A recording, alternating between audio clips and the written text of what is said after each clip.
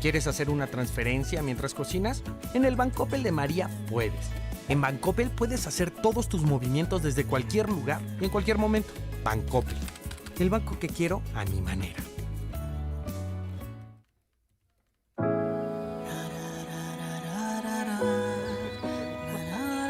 Y si además I've got you under my skin. I've got you deep in the heart of me. So deep in my heart that you're really a part of me. I've got you under my skin.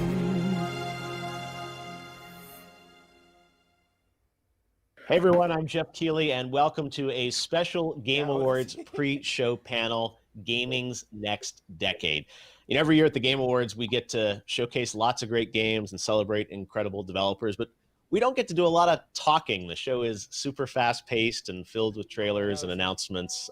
So I was really excited about the idea today to host a special pre-show panel, talk about the state of the gaming industry, where we've been, where we're going. I know everyone watching this is, very passionate about gaming like I am. So I thought we'd sort of have a great conversation before we get into the Game Awards today. And it is a big day for gaming, and certainly it's been a big year for gaming for all of us around the world who've enjoyed games, but I think also appreciate how much gaming has done to comfort and connect the world. So we put together an all-star panel today to talk about the state of gaming. So I want to welcome virtually, of course, Dr. Lisa Su, the CEO of AMD, Phil Spencer, the head of Xbox, and Laura Miele, the Chief Studios Officer at Electronic Arts. Hi, guys. Welcome to our virtual panel. Hello. Hey, it's good to be here. Great to have you guys here. Well, this is a big day for the industry, the Game Awards, and I'm honored to have all three of you on our advisory board for the Game Awards to help us shepherd this show and what has been a challenging year for everyone around the world. But I think we all agree that gaming has really had an important role in bringing people together. So before we get into future casting on where games are going to go and whatnot, I really just wanted to open this with just sort of hearing from all of you guys about Microsoft, ¿cuántos estudios más va a comprar? Electronic Arts, ¿cuántos más estudios vas a cerrar? Y ¿qué tan caros van a estar las tarjetas gráficas? Básicamente eso es lo que deberíamos preguntarnos. What is your perspective on how this year has been different than other years for this industry? Jeff, I think you said it right when you talked about gaming's role in culture and what does that mean for our industry? What responsibilities do we take on? What are we as an industry? What's our makeup as teams? What voices do we empower through the art form of video games? It's been an incredibly stressful year for teams trying to get work done in new ways, and incredible kudos to all the developers. Es difícil both at the Game Awards, but tener que volver a comprar tantos estudios porque ya saben, Halo lo mandamos a la chingada durante un rato, cosas así, cosas de negocios. And our role as a discourse for great discussions in video games, either between our community or in the products themselves, is an incredibly important thing for the industry to really internalize. Yeah, Lisa, I wanted to ask you about, you guys have incredible story with AMD being, inside, both new AMD, launching and ¿cuánto van a costar esas pinches tarjetas gráficas que nadie puede comprar? Básicamente. Esas madres son muy caras, yo no puedo darme ahorita el lujo para comprarlas hasta que mucho de esto pase.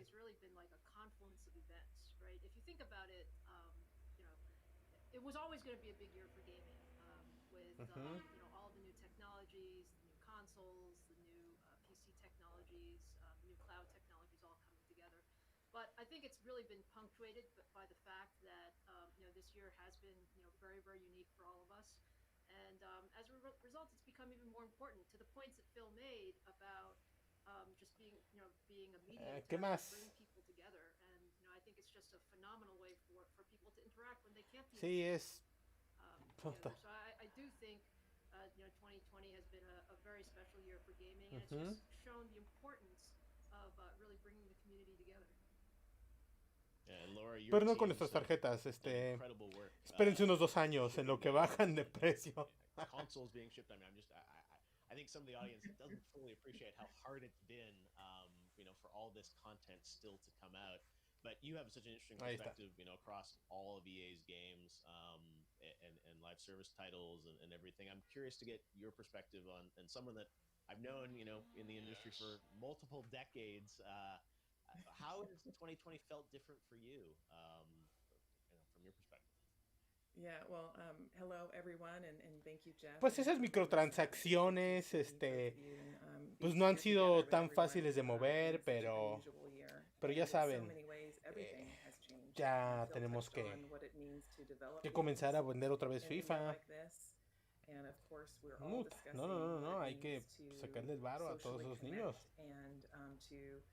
Fight the isolation and fear that the pandemic has brought to so many people and the role that gaming has played in that. And I think that in many ways the pandemic is going to pull the future forward.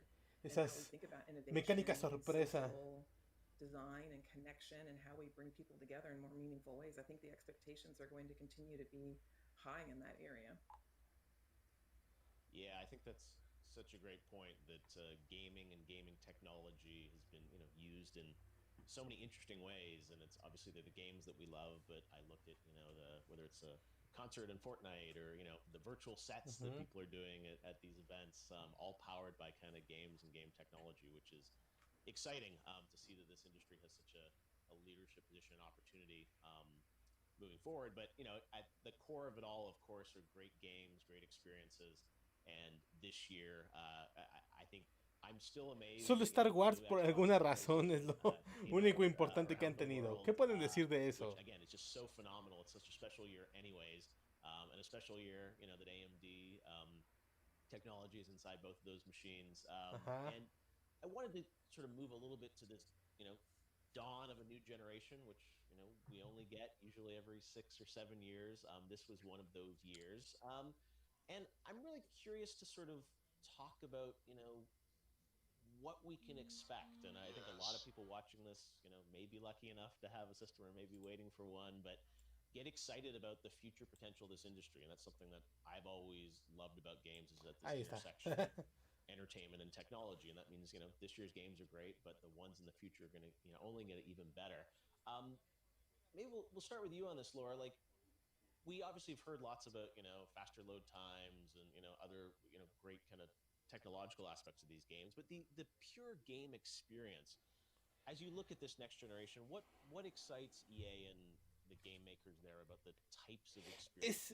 Lo que nos emociona como Electronic Arts es ese dinero que viene de la gente, esas microtransacciones, esos elementos que solo le podemos exprimir a gente que desgraciadamente no puede, tiene un problema con la adicción y cosas así, pero no, nos va a ir muy bien, en especial con FIFA. Star Wars es un pedo muy difícil de haber visto ahora que por alguna razón ha vendido. No tiene microtransacciones, qué raro, pero esperemos que FIFA, Madden y todos estos juegos llenos mecánica sorpresa pueden seguir ese curso que siempre nos han dado. The scale of games. We're playing, the DICE team is actually playing the next Battlefield. It is at a scale and size that que no caguen el siguiente Battlefield. And so it is just, it's blowing our teams away about what is possible. And it's incredibly exciting. And it's almost as if our imagination. Oigan, ¿y qué nos pueden decir de BioWare? ¿Quién? Esos de Anthem. Ya vamos a cerrar su estudio. From Phil and Lisa. The teams are really motivated and inspired by it. And this technology, I know Lisa, I mean, you and your teams are working for years and years with these partners to sort of, think about, what types of features can be in these systems and what's possible. Um, I wanted to get, Ajá. a little bit perspective from you on, the technologies that are inside of these consoles and PCs today. Um, you know, what do you Lo think importante what are es your que goals puede for the game? correr You Cyberpunk produce, great 2077 graphics, sin great computing pedos, power, but porque the las types of pinches consolas experiences, I know you guys think, PlayStation about the emotion 4 of y it too, Xbox of what you want to bring to the end One user. normales Maybe give us a bit of perspective están from AMD of, what you're hoping the del experiences pinche asco. will come out of the technology that you're putting into these machines. Well, look, we love the fact that we can bring so much technology to Ahí so está. many people. I mean, if you just think, you were commenting, Jeff, just a moment ago that in the last generation of consoles, which was 6 or 7 years ago, if you think about how many people that technology touched, I mean, it was over 500 million, right? If you think Ujú. about across the entire user base, and this cycle is even going to be Sí, la mía larger tiene when you Ryzen, think pero es about Ryzen 3, no mames. consoles, PCs, and the cloud. And what we're able to do is really work so closely with our partners, with Phil's team, with Laura's team, and the other game developers to really create Ajá. that end-to-end experience. So, I mean, I can talk to you about speeds and feeds all you want, but I mean, I think at the end of the day, it is creating that immersive experience ¿Quieren una that clase will de end. And teraflops? it's also creating it in a way that you can experience it whichever way you want, sort of wherever you want, with whomever you want, in different ways, shapes, and forms. And I think that's what we really strive to. It's empowering to know that you can have sort of this technology really flow through the entire ecosystem, and that's been sort of the vision of our development. Yeah, Phil, when you sit down with Lisa and her team and your team, think about the next Phil generation of Spencer these es types of Sega, ¿verdad? experiences. Obviously, I know part of the vision, as Lisa said, is being able to sort of scale things across multiple devices and platforms. Se están convirtiendo en el Disney de allow, los the widest videojuegos. possible audience to Pero no en el experience buen these modo. games. ¿Cómo But puedes? how much do you really ¿Qué nos think puedes decir about, sobre eso? the big ideas and how technology can enable that for this next generation? I mean, something like faster load times is a quality of life improvement, but some of those kind of bigger vision things about the worlds and the characters and those experiences, how do you go about even sort of manifesting that into a Sí, chip? perdón. One of the cool things that people don't see, I think about Lisa and Laura's team. Like, we start this journey with them probably 4 years ago, where we go and talk to Lisa and her team. It's an incredible team at AMD about the technologies they see on the horizon and how they envision these things might impact video games and the distribution of games. And then we spend that same time with the game studios and Laura's team and other third-party publishers and studios and our own internal teams, talking to them about what they can envision. And it's this long process, which I think is really just a cool part of the creation of a platform, of getting to spend time with the hardware engineers and the magicians that are there in Lisa's team, and also starting to hear from creators. And creators usually talk about the way they want their customers, gamers, to feel. Right? They'll start from here's what I want somebody to be able to experience in my video game. They rarely start with kind of a resolution or frame rate or even load times. Like, they'll start from an immersion or an impact that they want to have on their players. And it's just an incredible time when you're at that beginning of a platform and you're iterating these ideas. And I like to say it's like throwing this lawn dart 4 years in advance and hoping that you hit a target, because you don't really know where it's going to land. You don't know what. Cuando compras un chingo de cosas, ni siquiera sabes qué va a pasar. And how the platform and the experiences really come together. And that's what's so exciting to me about the beginning of a generation, because you're starting to see creators get their hands on the platforms, whether it's the new PlayStation, the new Xbox, and really start to push their ideas in what they want to push forward. But I thought the thing that Lisa was talking about, about accessibility to games and how the gaming is now built around me as the player.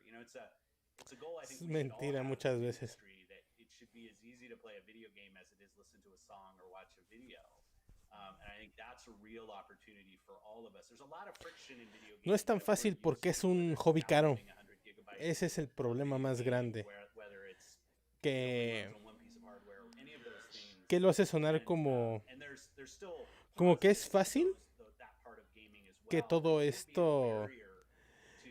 Que haya barreras entre consolas, pero la verdad es que es caro. $500 un PlayStation 5, $500 un Xbox One, $300 un Xbox, digo, Series X, Series S 300. Sigue siendo caro y los juegos son caros y los servicios y tienes Netflix, Disney, todo eso y que digan, es que lo hacemos mucho más fácil. De todos modos te cuesta mucho dinero, es el problema. Y a pesar de que Microsoft todavía no esté en el... No haya todavía metido su mano en los $70, porque ahorita no tiene con qué. O sea, Halo lo retrasaron un chingo, no tenemos fecha para Senua Sacrifice 2. Eso es lo que luego, en las palabras de ellos, es accesible en las plataformas, pero no es accesible en lo que uno busca como... Porque no es barato. Esa es la verdad.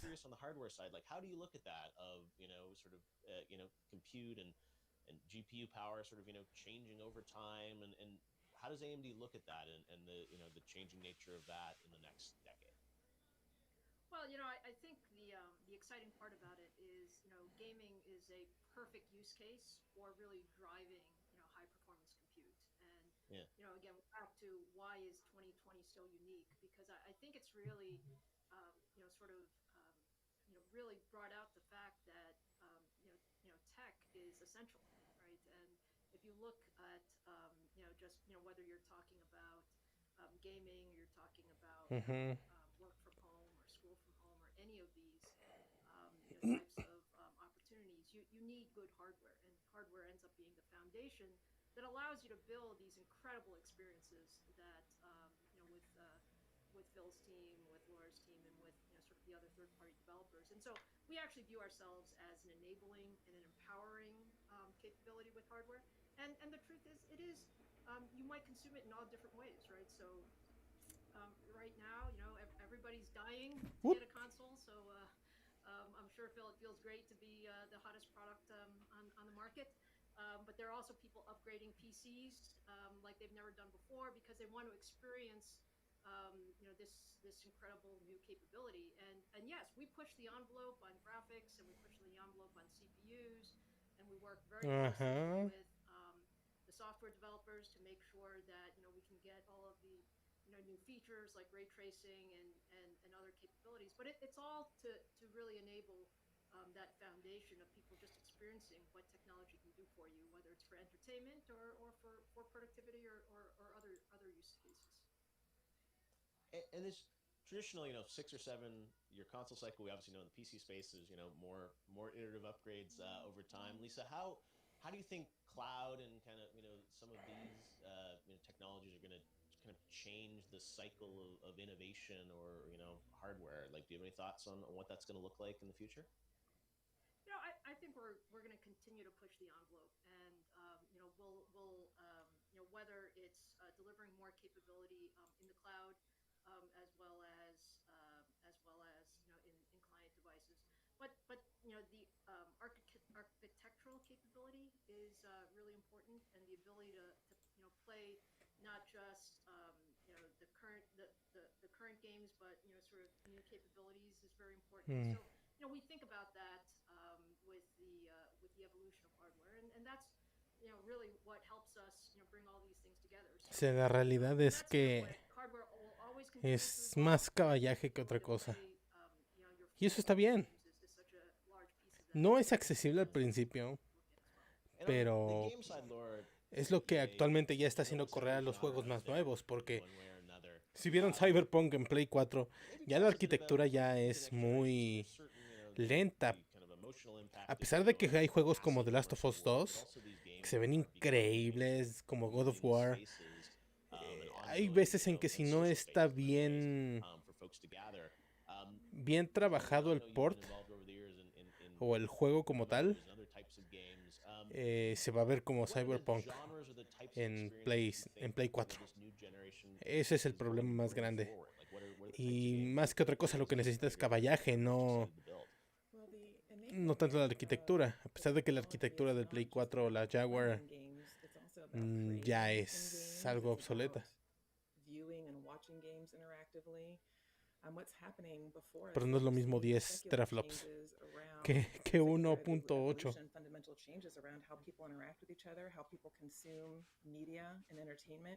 And the expectation that consumers in general have around having an agency or having an impact on experiences that they engage in. And so I think that what we are seeing and how we're thinking about it as we move forward into this new generation is we're thinking about absolutely people playing together, playing the games that we're creating. We're thinking about how players create, how they create with each other, build on each other's ideas, and then how they watch in an interactive and social way. And social interaction and how people engage and play with each other is also a really important thread through play, create, and watch. Sí, pero mi problema con ellos como Electronic Arts es que al final nos han puesto a nosotros como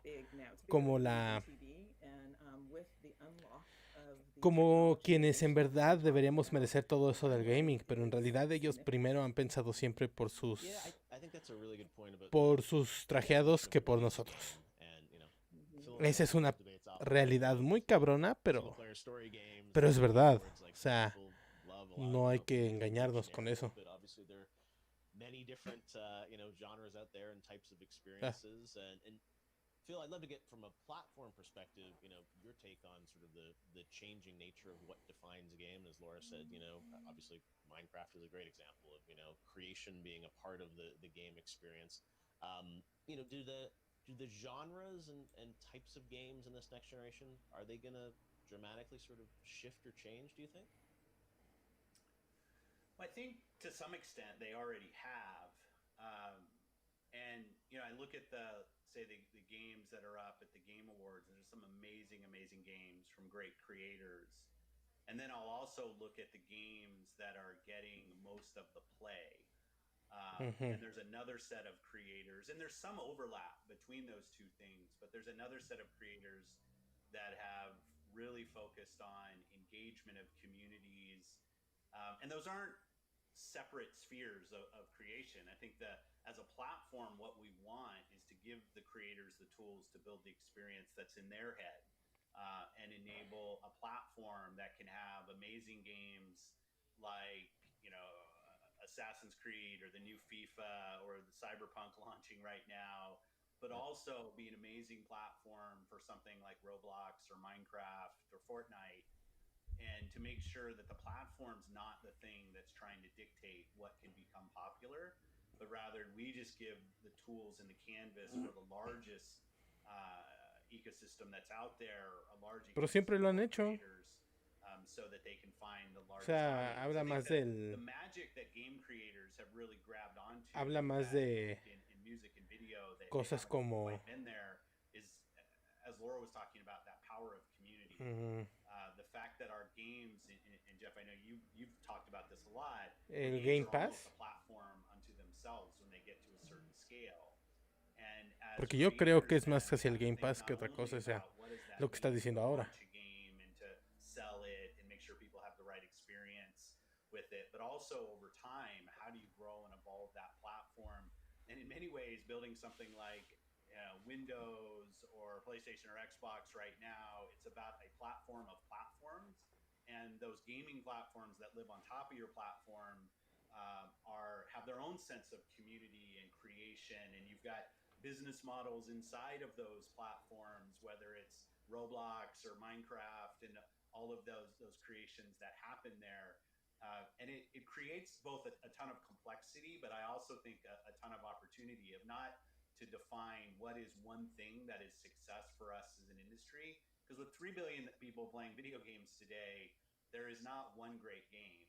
There's, and yeah, I'll bristle a little bit at Game of the Year, not because I don't think there's some amazing games that were created, but rather to highlight one game in a world of so many amazing things that have been brought to market. I just like celebrating the overall success in gaming, and you've done that with the Game Awards. I think you've done a really good job of bringing more creators at different stages in both their career and scale. But also when you think about EA and the work they've done to foster small games and bring them to market, and Lisa and the teams at AMD, PC is kind of the ultimate democratized game creation platform, both because of its iteration and openness. I think all of that just builds an amazing future for gaming.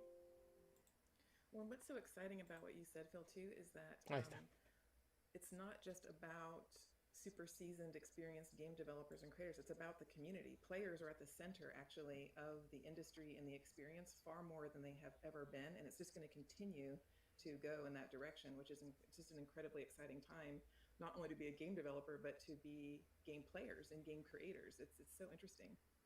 And it's, one of the things that I think we're all seeing right now is the success of Among Us, right? A game that launched over 2 years ago, cool team creating a very cool game, but kind of has found its time now with COVID and other things where it's now providing a service. Not that it didn't have players before, but you've really seen it.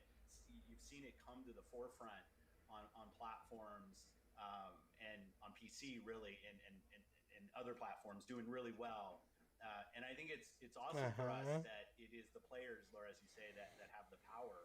It's not about what launched today or what has the biggest marketing campaign or even the highest production budget, but players will find great games wherever they are. And we have the platforms as an industry to enable those games to find players and actually kind of reinflate in certain cases or reach new levels. And I think that's awesome. I'm seeing right now so many people playing Jedi Fallen Order. Like it's awesome to see people coming back to an amazing game that launched. And now I see new people finding it, and that's just something that our industry should continue to push. People finding the right game. Lo encontraste en los descuentos. Well, I agree. Because for so long you said there's all this great content, and then it's sort of like 2 years later you don't think about it. You said Jedi Fallen Order, great game a year ago. It's up for awards tonight even, and it's like it's one of those ones that is an incredible experience. It holds up incredibly well. Yeah.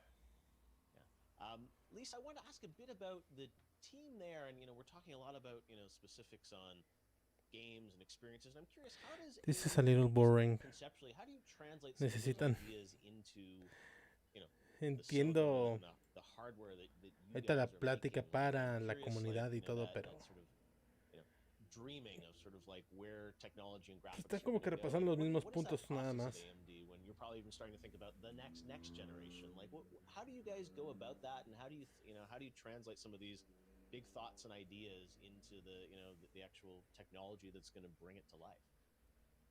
Yeah, no, Jeff, that's always the fun part, right? So you can imagine, a team of architects who sit there and think about, hey, what can technology do in 5 years? It starts with what we think the manufacturing is capable of, and then it starts, and a lot of it is Como lo que dijeron el día de hoy, the vision of our partners. que estamos a 10 años del fotorrealismo. The big rocks that we can move. O sea, Rey León se grabó en un motor gráfico de juegos. O sea, es fotorrealista, pero no veo fotorrealismo yo como solo el siguiente paso al gaming, porque no han mejorado las experiencias tan fuerte como para decir que solo va a ser el fotorrealismo. Hay unas experiencias que sí han sido gracias a la evolución del hardware, pero varias siguen atrapadas en lo mismo, como y esto es una realidad, o sea, no nos hagamos güeyes. Red Dead Redemption 2.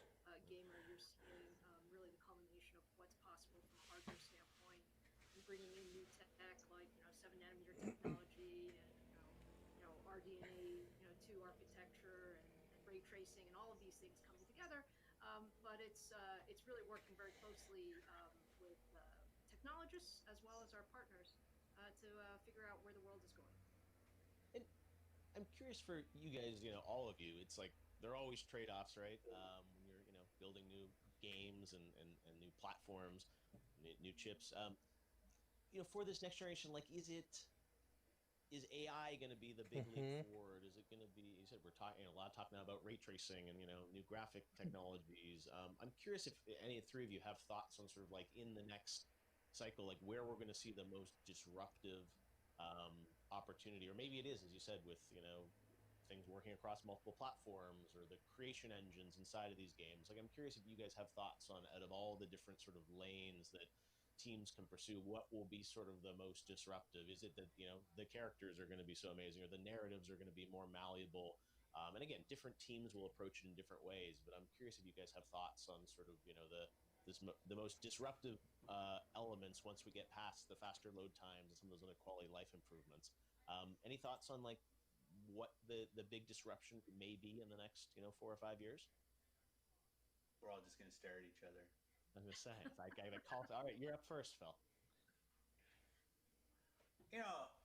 First, I'm thinking about this stuff, right? And it's like, I just wonder, you always talk about more believable characters, or Laura mentioned Battlefield, biggest battles ever, and it's like I'm just trying to think of as gamers try and get excited, I guess, right, about the how games are going to get that much better. Maybe it is just all the levels, but I'm curious if you have any thoughts. No, I think it's a great question, and I focus. I'm not picking on you a little bit, but the word disruption maybe is where because I don't see it as disruption. I see it as really unlock and accessibility.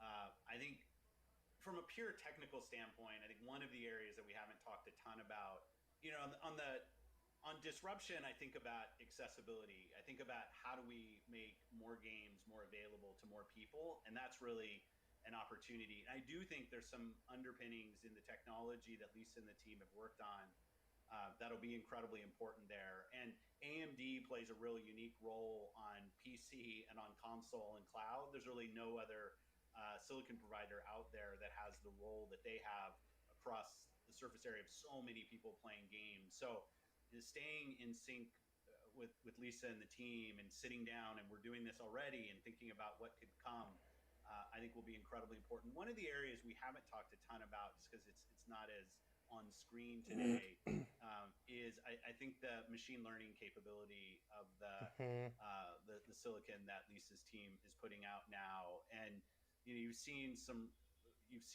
technology that allows super sampling and recreation of certain fidelity at lower bandwidths and other things that I think are going to be really, really interesting this generation on unlocking, because of the local device capability, bringing a really high fidelity either stream or even local gameplay to a device that's maybe not built to perform at a certain ton of teraflop level.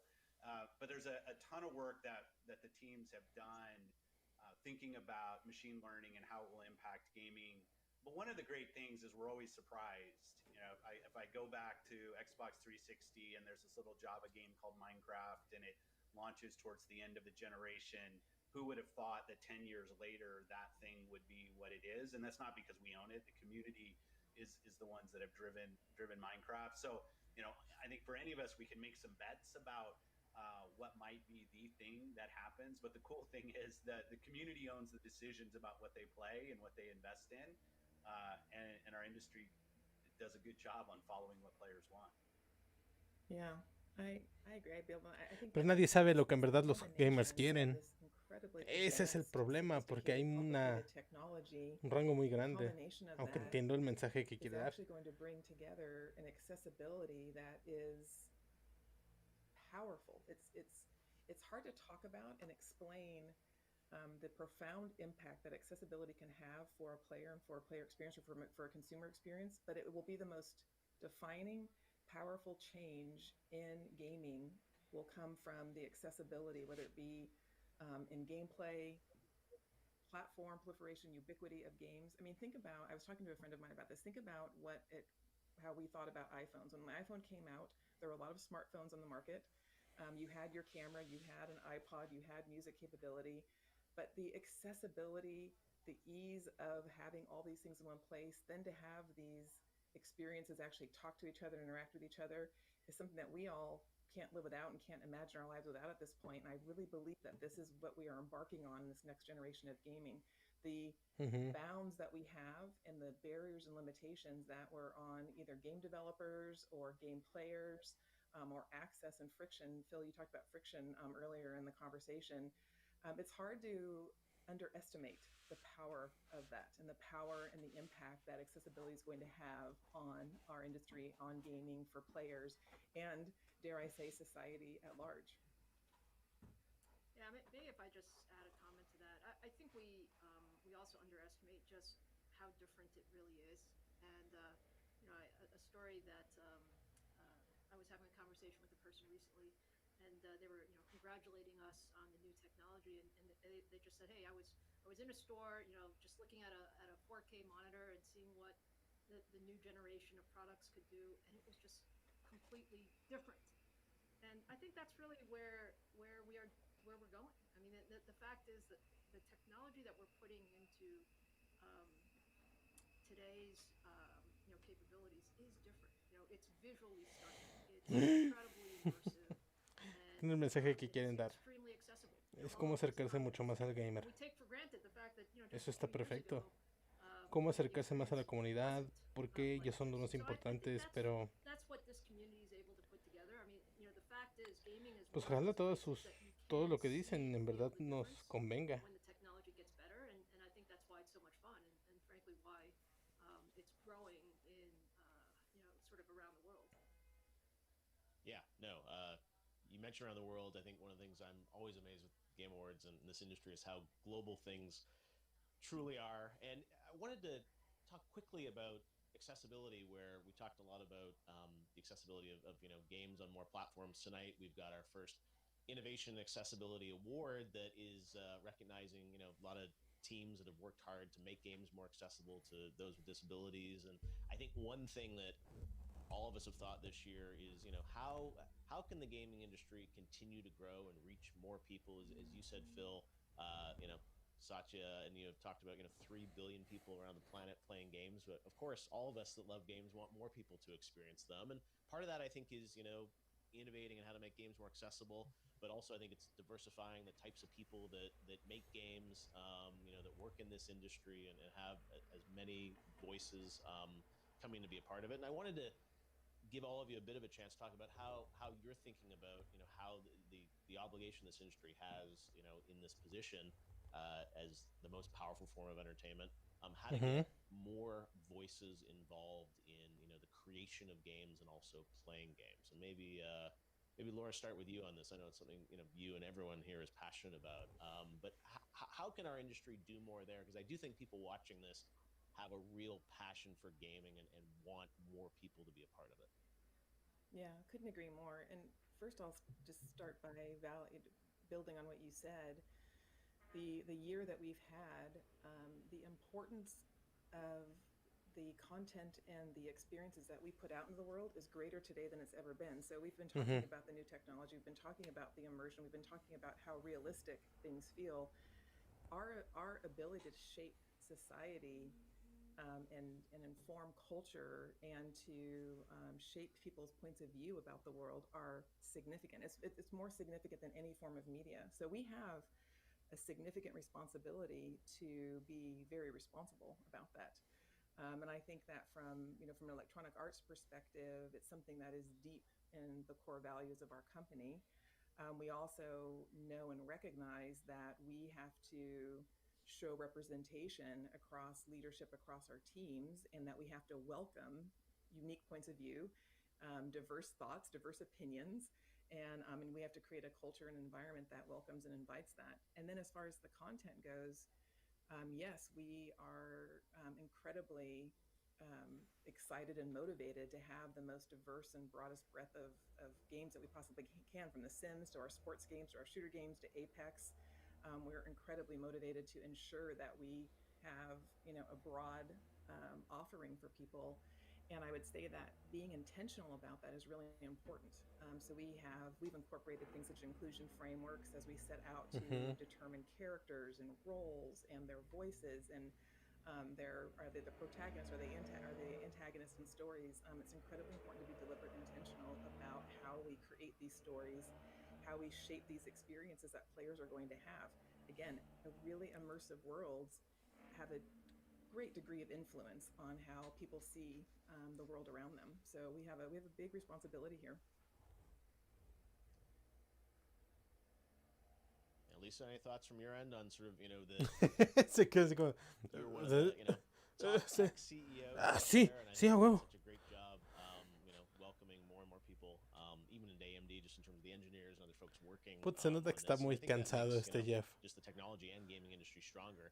When you think about, you know, moving Todos los demás bien forward and, descansados, pero él, inviting pues more sí la people to chinga be de part andar of, not even just gaming, moviendo but just, you know, todo, editando. computing and technology. I'm curious to get your perspective on how you think about that.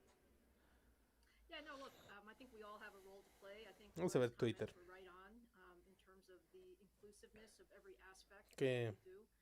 You know, I think from our side, we're very focused on ensuring that you know, the folks who are developing the technologies are a diverse population. There are more and more women in engineering and in hardware, and certainly in software as well. And so I think it's an opportunity to show really just how much you can really do. I think that's the beauty of our profession, right? I mean, we can all see the fruits of the labor, and you know, can see how much, you know, one person can in fact make a difference, and so that's certainly what we try to.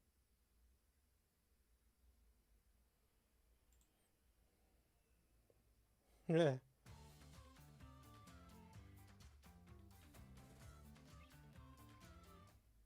The Legend of Zelda Breath of the Wild sequel. And your most anticipated game is The Legend of Zelda. Elden Ring. Ah, mamen. Congratulations to From Software. All right, this next game comes from the creators of Gone Home and Tacoma. The Fulbright Company and Annapurna Interactive present one part road trip, one part mystery, with two familiar voices. Check it out.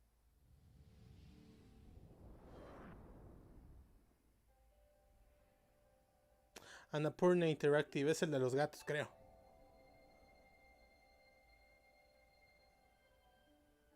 Ah, no es My otro. name is Tess Divine, and the world is passing me by.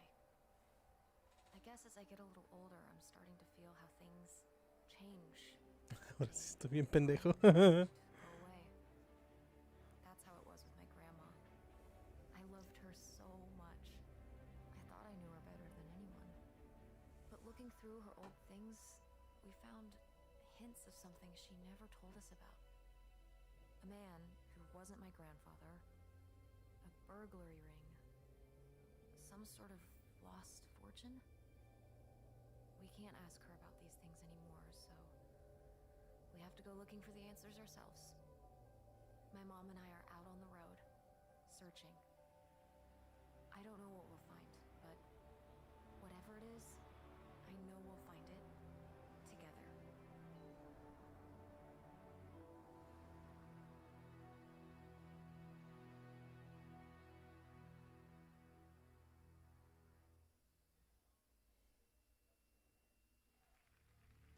Ok, no estuvo mal.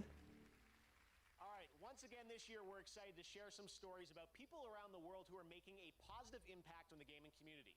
These are our global gaming citizens in partnership with Facebook Gaming. Our first honoree tonight is Latinx in Gaming. Check out this important story.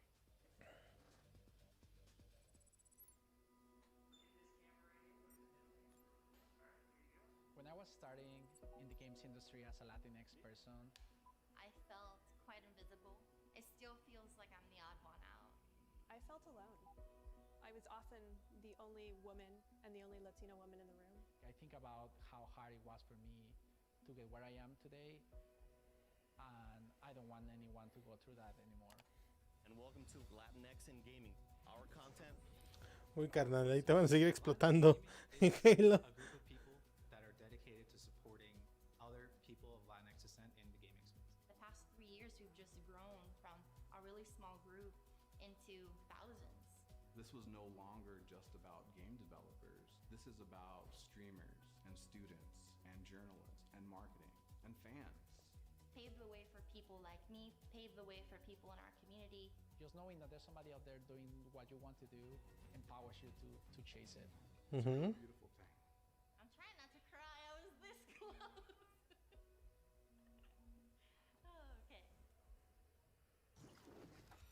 Hey everyone, my name is Susanna Donlin. I am the executive producer of Valorant, and I cannot believe that it has been only half a year since we launched this game. Our Valorant community has shown up in such a huge way, helping us take this tac shooter from an idea to a home for tens of millions of players around the world. To celebrate this, we've teamed up with the Game Awards to highlight one of the most vital pieces of our community, honestly, the ones that got us started in the first place, our Valorant streamers. Together, we ran a fan vote to name the best emerging Valorant streamer from our global community list. We'll announce the winner before the end of the show, and then we'll all go raid their stream together. Again, I want to thank you all for playing Valorant, and I'll leave you with just a taste of what we've all done together this year. The potential of Valorant, I love it. Let's go, baby! Oh my goodness! I got this.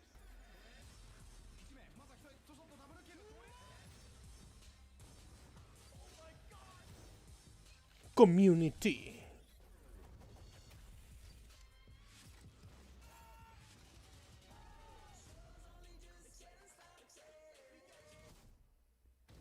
No me gusta mucho este tipo de juegos, es lo malo.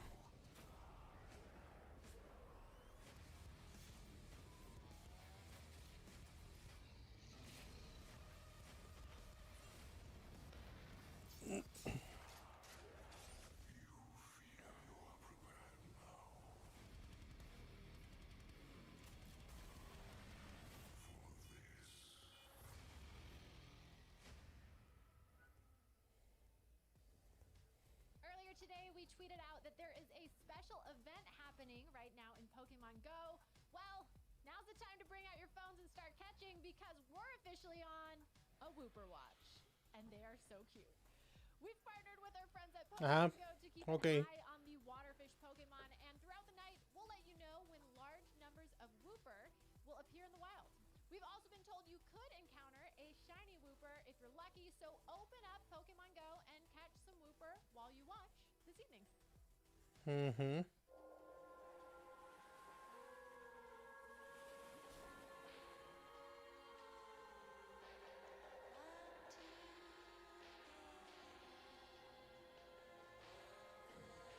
Get up, detective. One last time.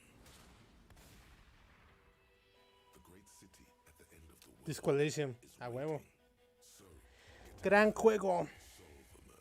With a unique skill system at your disposal. Carve your own path across an award-winning open world. And uncover even more in this groundbreaking role-playing game. Meet and get to know more of the locals.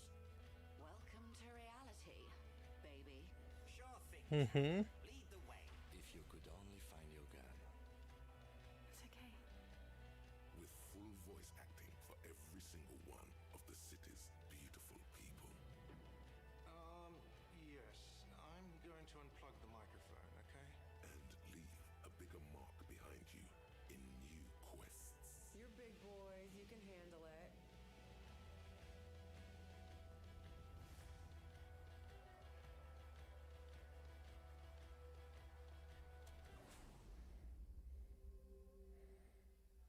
Enjoy the definitive edition of this hit RPG, Disco Elysium, The Final Cut.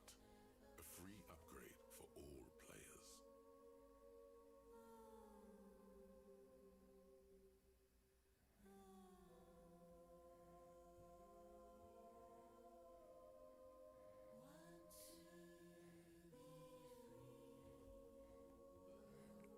Ese sí vale la pena. Play 5, a huevo. Welcome back to the Game Awards. That's so exciting. Disco Elysium news. You may remember last year I think they won the most awards out of any game last year at the Game Awards. So awesome news. All right. Well, now we're going to talk about BioWare's Dragon Age franchise. It is known for its story and its characters. And right now, the team at BioWare wanted to give you a little sneak preview of what to expect in the next game and where it will take us. Enjoy.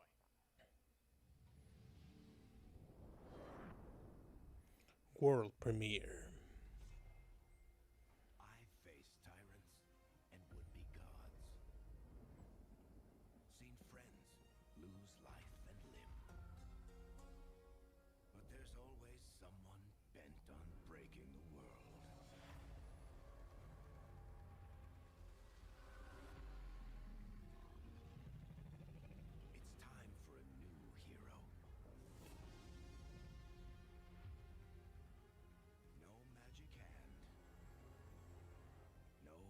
ancient prophecy.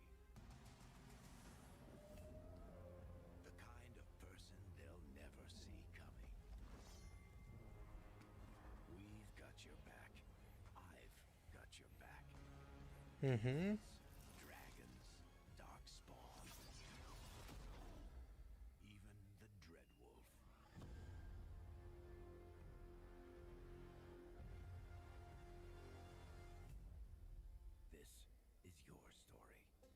Dragon Age. O sea, por fin van a... Solo Dragon Age. Ok. All right, we're back, and I'm trapped in our set now. I don't know what's going on. All right, well, next we'll have a look at an exciting new tactical squad-based roguelite game set in the Endless universe. Here is another new game announcement. Ajá, a ver.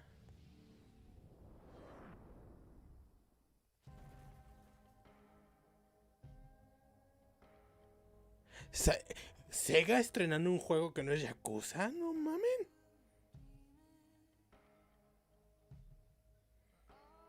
Aunque visualmente se ve muy bien, se ve muy bonito.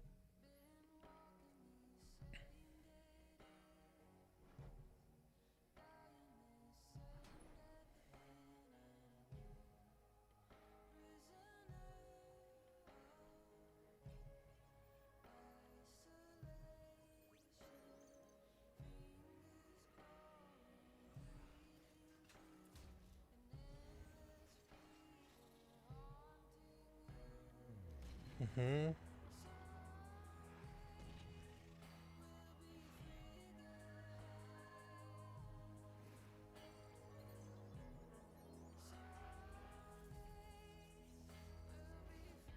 Ok, ¿qué es esto? A ver.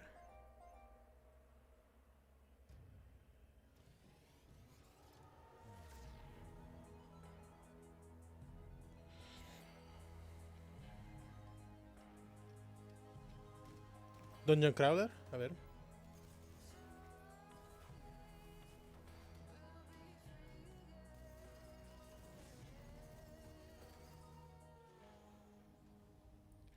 Endless Dungeon. Xbox Series X, Xbox One, Play 5, Play 4, PC. All right, Endless Dungeons, very cool. Our next world premiere comes from South Korea, Crimson Desert, the new open-world action-adventure game from Pearl Abyss. Otro pinche juego de mundo abierto. Story-driven single-player content in an MMO setting. What you're about to see includes actual gameplay footage. This is the beautiful and merciless world of Crimson Desert. A ver.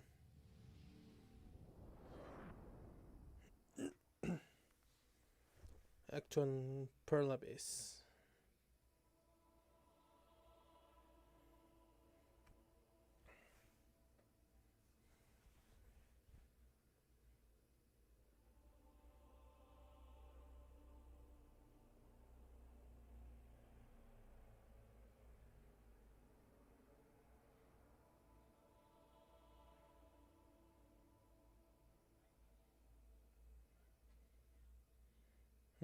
Sí, trailer genérico de juego abierto. ¿Qué trae algo nuevo que me interese?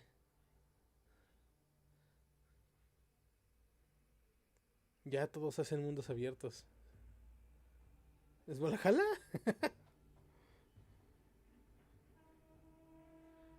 Se parece un chingo.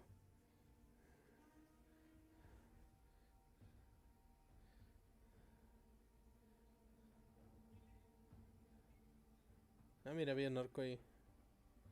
Era Shrek. Era un ogro.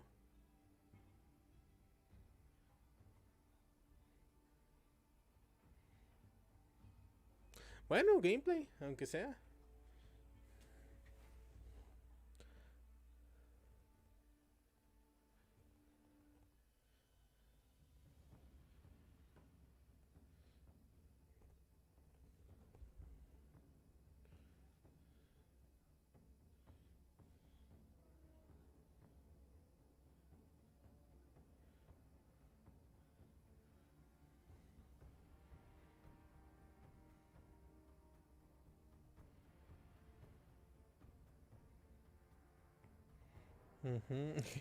No entendí su...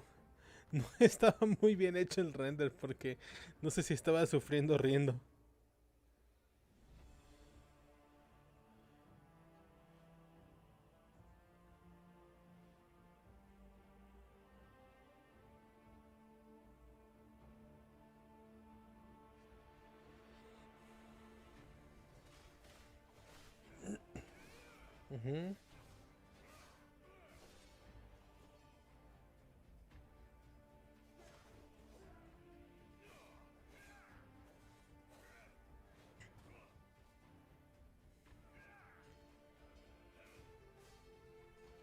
Se ve un poco yankee, o sea, pero no se ve mal.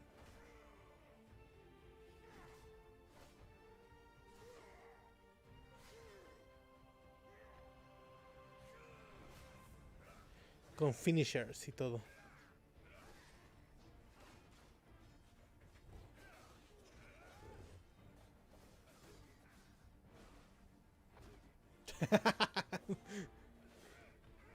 Che movimiento de lucha.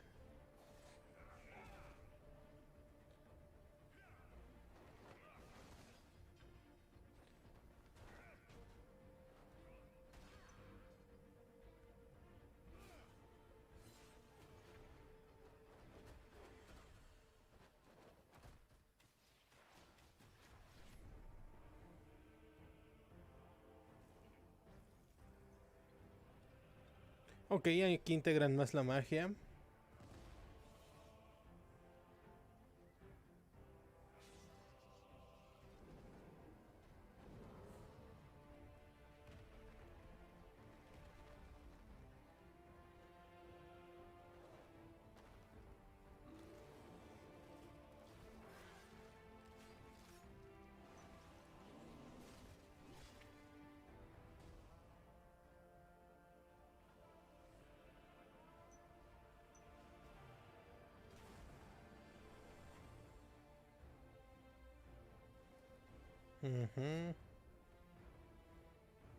¿Qué más?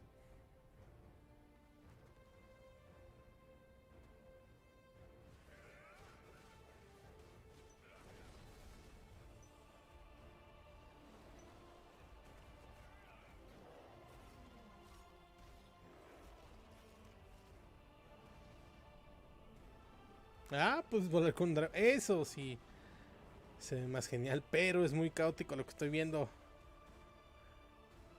Pero se veía increíble. Órale, ese también. Ese efecto.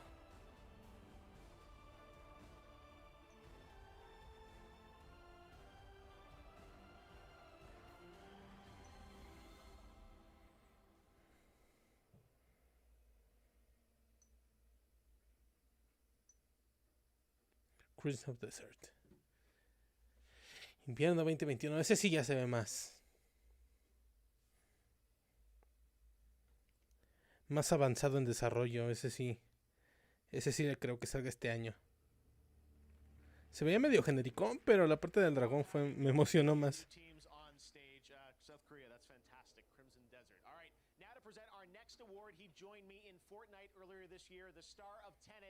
John David Washington. Hey, John. Hey, Jeff. Thanks for inviting me to the Game Awards. As you know, in Christopher Nolan's latest film, Tenet, I played a character called the protagonist. Very literally named narrative, and I thought that was a cool name for a character. It reminded me a little bit of playing video games, where we're all the protagonists, helping to tell the story of the game with our choices. Great narratives in games are the perfect balance of that feeling of being in control, but also being guided by brilliant storytellers. And so, these are the nominees for Best Narrative. Best Narrative. I told you no one gets out of here.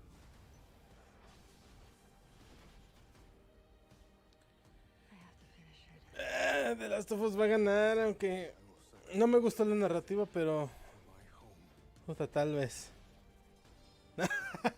Ni madres. Final Fantasy, no mamen.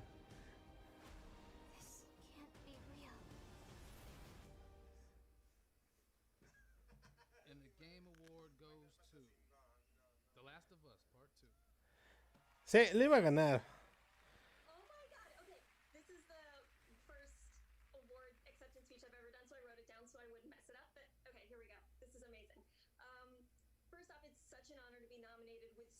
incredible games that came out this year.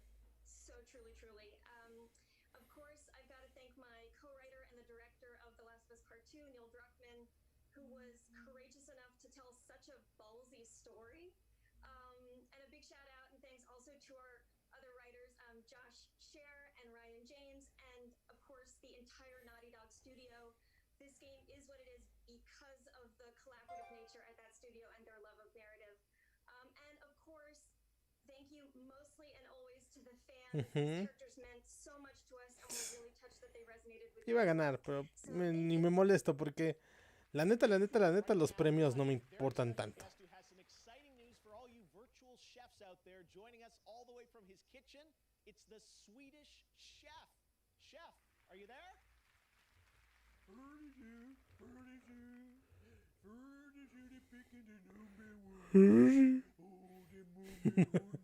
Ese huevo.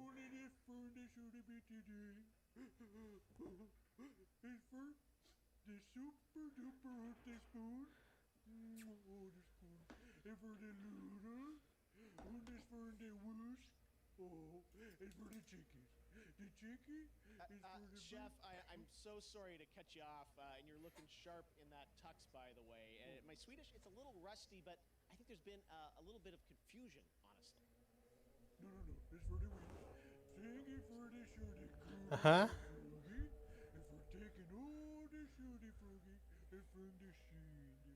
No, Chef, I'm so sorry, but you didn't actually win a Game Award. That trophy you've got, honestly, it kind of looks like leftovers.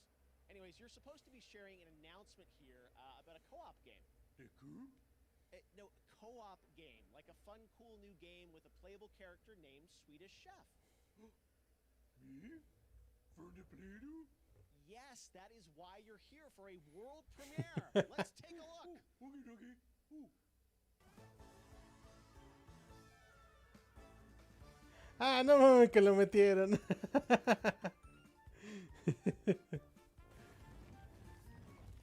Está chido.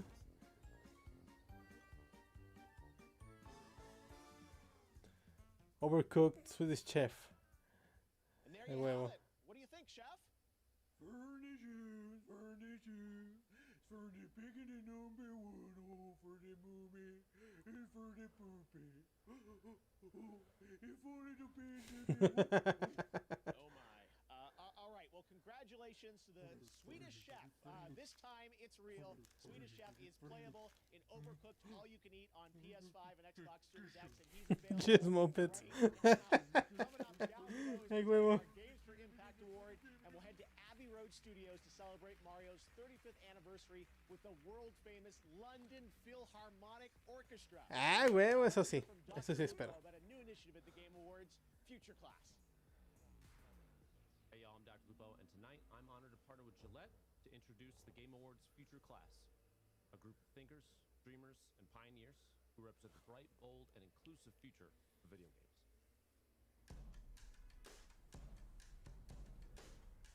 Games have really changed my life, to be honest with you. My name is Royce Payne. I'm a senior computer science major at Morehouse College, and I'm currently playing on the Morehouse Maroon Tiger gaming team. We see other big colleges are able to have these gaming teams, and they're winning scholarships. For us not to have it, we're like, this is a lack. We need to get rid of this lack. We're just a collection of HBCUs who have different passionate gamers who want to compete against one another. We played against some good competition so far. Just being able to really break into that space and open the door for others to come behind me, that's huge for me.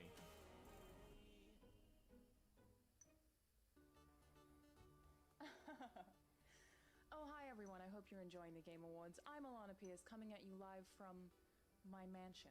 As someone with a chronic respiratory illness, I've had to find some unique ways to deal with 2020. My mansion, pero atrás está la pantallazo verde. Swim in my A huevo. Olympic-sized that's not Olympic. The Olympic one is indoors. So. But I know that there are some people out there watching this that are depending on things like vaping to try to calm themselves down. However, the high levels of nicotine that you can be inhaling can actually worsen your anxiety and just kind of fight against the mental health battle that is this year. Not that I would know, because, you know. But that doesn't mean I'm not trying to look out for you. For those of you who are looking to quit vaping, which I hope you are, This is Quitting is a free text-based program with a free built-in support system. Text Ah. Game Awards to 88709 now. Qué comercial más pinche, la neta. Ah, huevo, gran juego.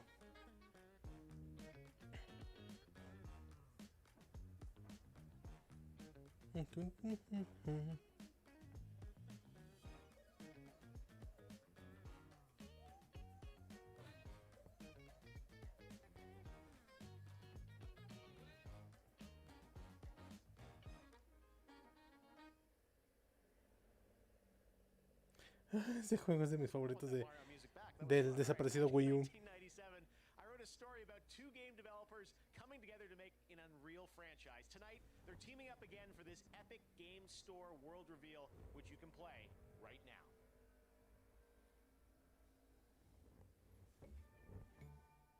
Sí, el detalle que dijeron Epic Game. Ah, güey. Our odds of possessing a tactical advantage have increased. Test those weapons.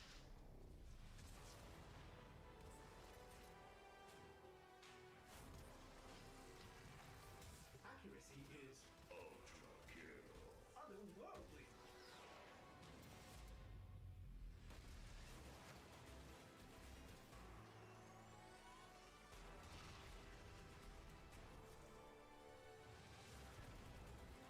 Okay. Are enormous. Your progress unstoppable.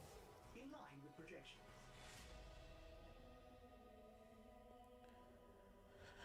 Ah, ok. ¿Cuánta gente debía estar así de ¡no mames! Ah, y al final, no mames. Instagram to post our Game of the Year AR effects to your reel. Let's check out a couple of your creations. Looking great.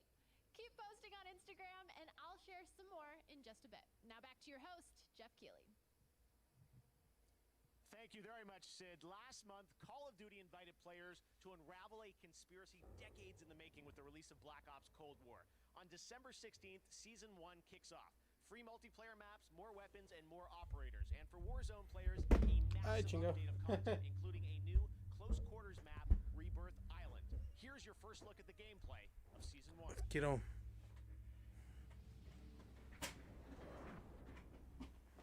Ahí está.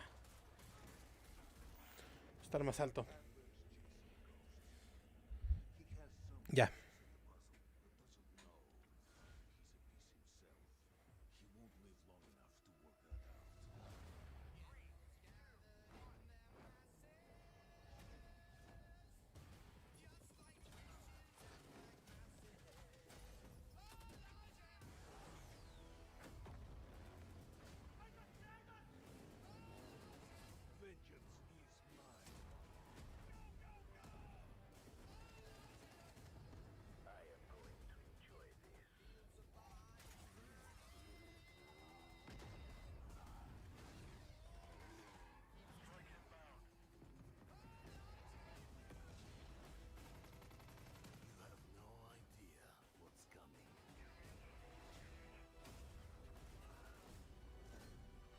We are in control.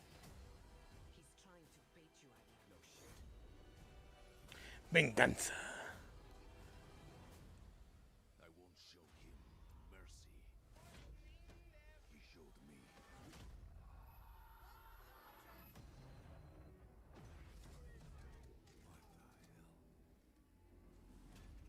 Kill the rest. Adler is mine.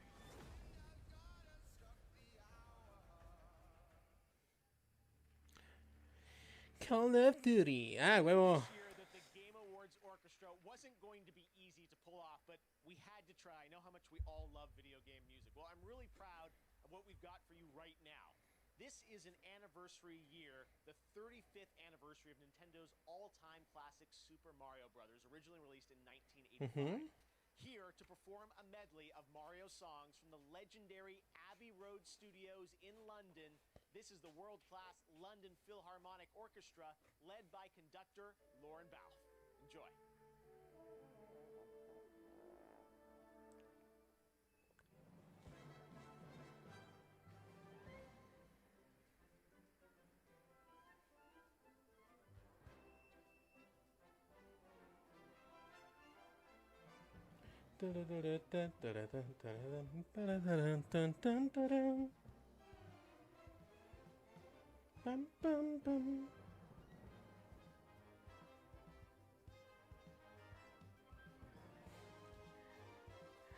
Me encanta ver esto, pero la neta, que no mames, pues está bien descarado esto lo grabaron en estudio.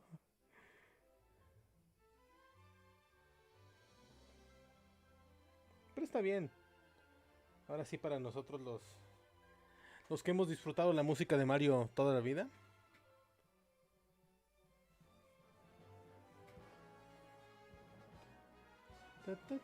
Mario Galaxy.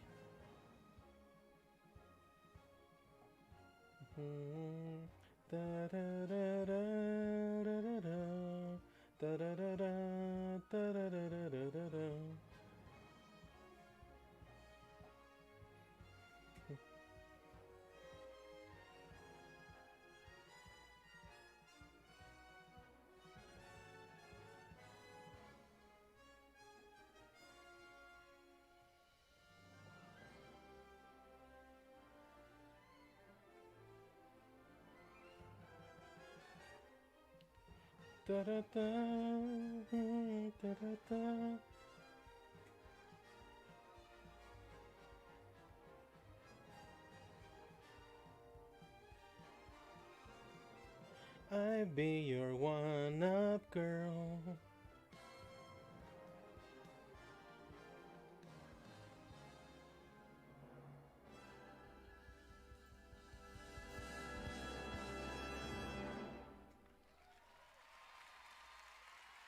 Estuvo bonito. That kind of makes everything better, doesn't it? Wow. Thank you to Lauren and the Estuvo muy bonito. They'll be back again later in the show, and Eddie Vedder's coming up too. So lots of shows still to come. Lots of us are in lockdown right now. I know it might feel normal tonight to see all these games, but we're all in lockdown, and I know we all can't wait to go back outside, to travel the world, meet new people. Well, until then, here's a game where you can do all of that as you explore and record disappearing cultures in a strange, beautiful world. This game is just stunning, and it's coming to PlayStation 5.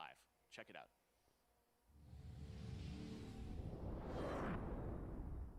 World premiere.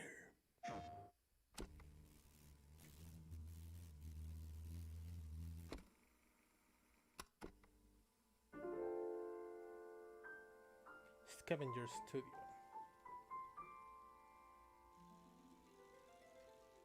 Se ve bonito este. Our grandparents lived for 1,000 years, and our parents had a century to themselves.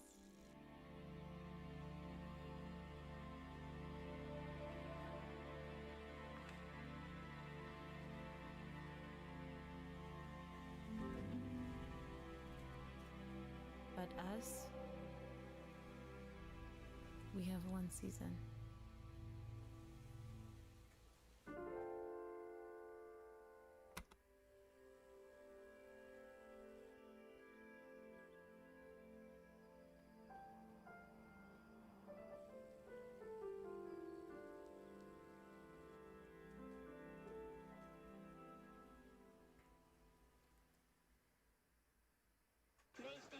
Se veía muy, muy, muy hermoso el juego.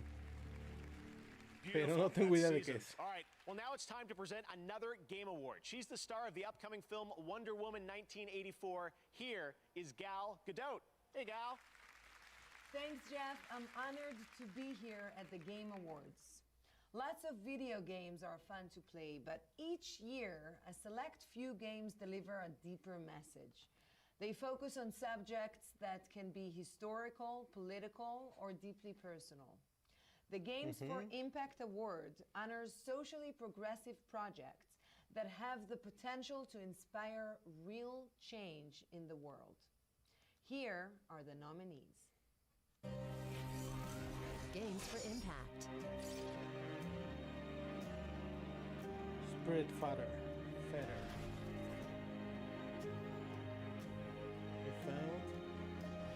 Nothing good comes from stirring up old memories. We don't really have a choice about that. Kentucky Road Zero TV edition. We knew we had to resist, no To the matter darkness of the time. cost. Game Award goes to... Tell Me Why. Se ve muy padre. Hi all, I'm Livy Hall, the community manager of Tell Me Why, and on behalf of the entire team from both Don't Nod Entertainment and Xbox Publishing, thank you so much for this award, and thank you so much for all the love that you've shown Tyler and Allison and their journey. I'd like to express our team's deep admiration for all of tonight's nominees, especially those that have used their platforms to tell stories about trans and queer people with sincerity and heart. Here's to a future where even more marginalized people can see themselves and their experiences truly reflected in the games they play. Thank you so, so much. Congratulations. Everyone's joining us live. The tech is working. This is amazing, and it's so cool to see everyone. All right, well, right now we've got another brand new game announcement for you. Check this out. Unexpected.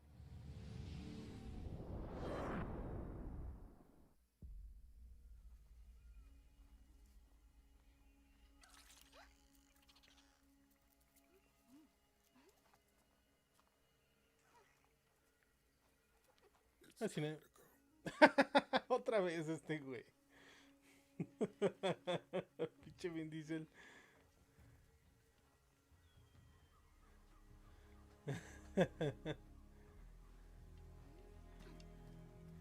Cada año quiere aparecer en un pinche juego ese güey, ¿verdad?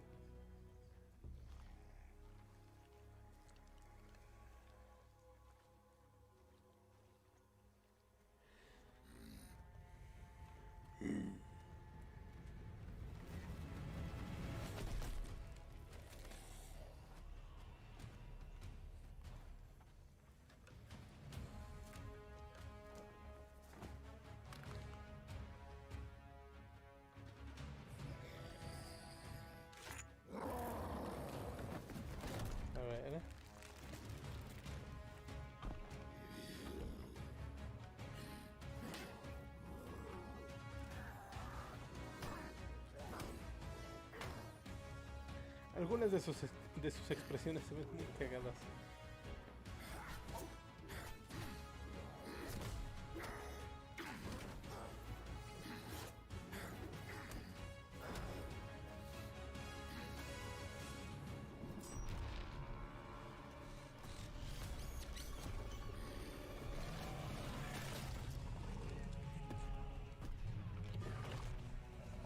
Algunos efectos se vieron medio gachitos,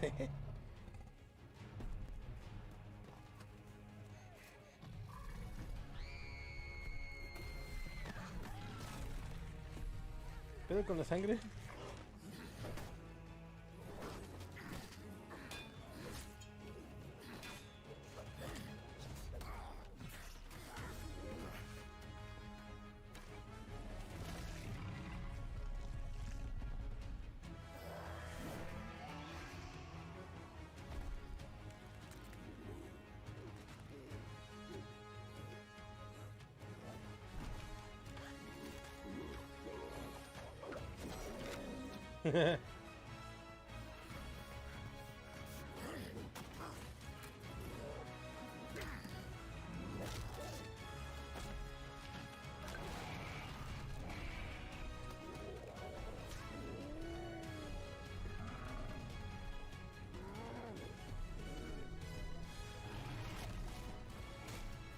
¿Qué pedo con la sangre?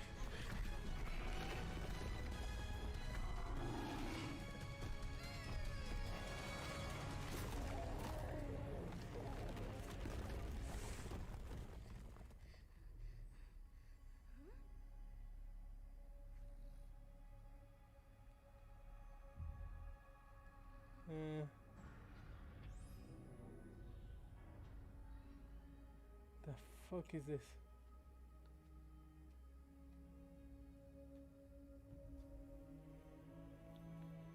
O sea, se esforzaron muchísimo más en las texturas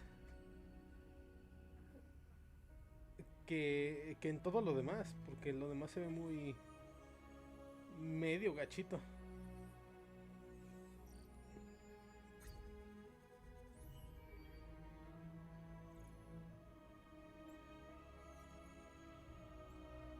Lights out, old friend.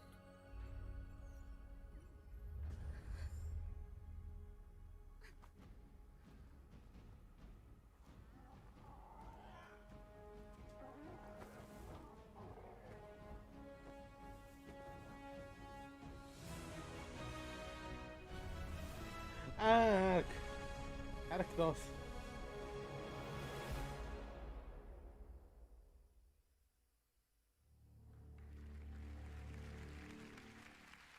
Yeah, that's right. Arc 2 starring Vin Diesel. And the team at Studio Wildcard has one more announcement for all Arc fans. Check this out. Can you feel it? Que sí se ve medio gachito. Balance of nature has been altered. There is someone out there who may change our fate, who could lead us out of the darkness. And yet I wonder, hunted and alone on this strange new world, will she be able to survive?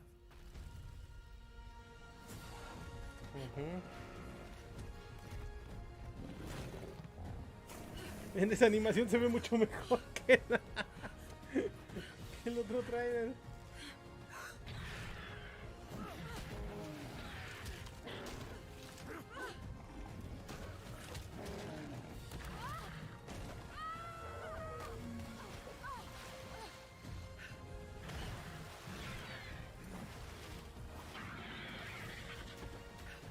Sí, se ve mucho mejor. Ahorita el trailer de Ark 2 se veía... A pesar de que las texturas del cabello de la niña y Vin Diesel, el rostro era accurate, los efectos se veían bien pinches feos, las gráficas de todo lo demás fuera de ellos se veían culeras. Pero si esto van a hacerle una animación, The Animated Series se ve muchísimo mejor que los juegos.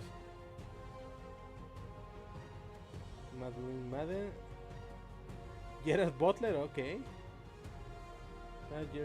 Jeffrey Wright, David Tennant, ok. Carl Urban, Marco McDowell, Russell Crowe. Ay, güey. No mames. Le metieron varo. Crazy year for Fall Guys. It became a massive phenomenon, and we all had fun with it this summer, especially when we were all in lockdown. This holiday season, Fall Guys is back with a winter wonderland for season 3. Here's your first look.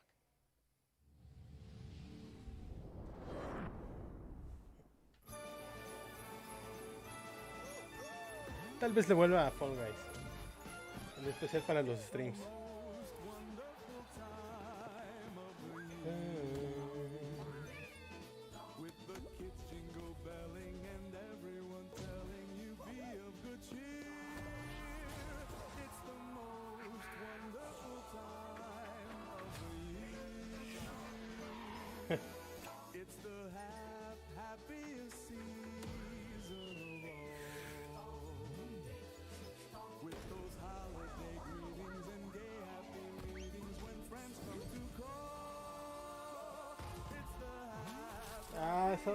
En vez de quitarle la cola, alguien va a hacer atrapar al pájaro.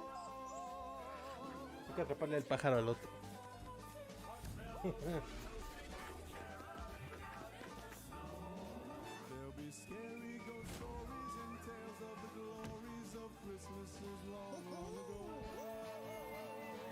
Sí, me ha pasado muchas veces.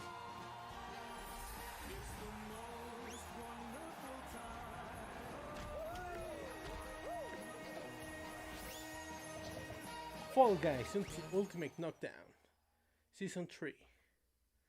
Ok. Llegó más rápido la tercera que lo que había tardado la segunda. You own with GeForce Now. You can check that out. The Game Festival, lots of amazing games you can play all weekend long. All right, coming up next, Tom Holland, Nolan North, and the award for Best Multiplayer. More awards and announcements, and later we've got Reggie, Keanu Reeves, plus Eddie Vedder from Pearl Jam playing his song from The Last of Us Part 2. But right now, Elite Dangerous is a space sim MMO from Frontier. Players have been exploring the galaxy for nearly 4 decades. Here is the gameplay reveal of Odyssey, which lets you explore on foot for the first time.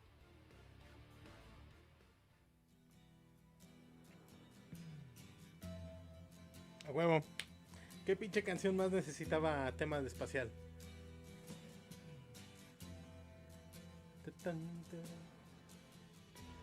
Y ahora con ustedes. Ground control to Major Tom. Ground control to Major Tom. Take your protein pills and put your helmet on. This is Major Tom to ground control. I'm stepping through the door. And I'm floating. Qué buen tráiler, es muy bien producido.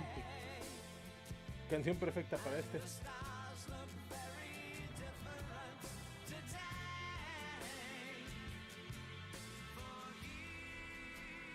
Ay, huevo. Sí, con el nombre Odyssey. Early 2021.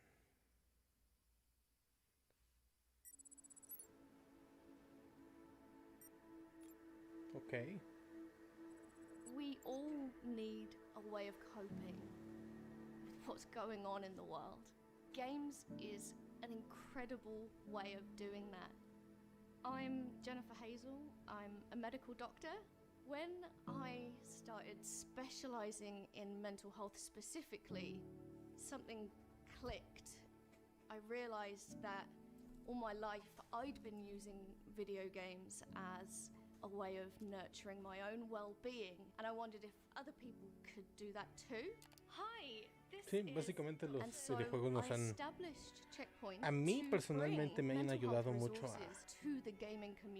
a superar muchas cosas que me han pasado a lo largo de mi vida.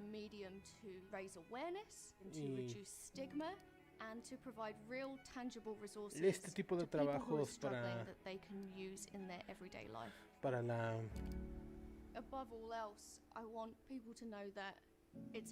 Salud mental son algo importante, en especial en videojuegos, y dejar de estigmatizarlos de esa manera.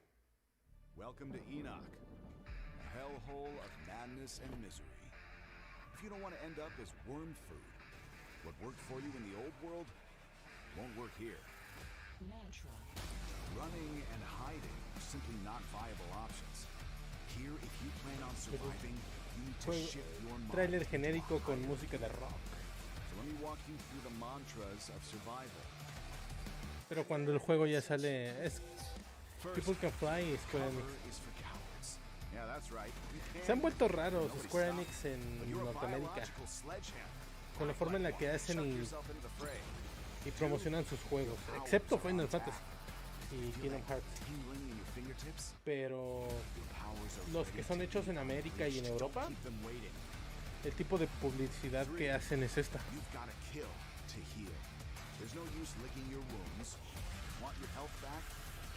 Cuando posiblemente la música del juego sea orquestada completamente.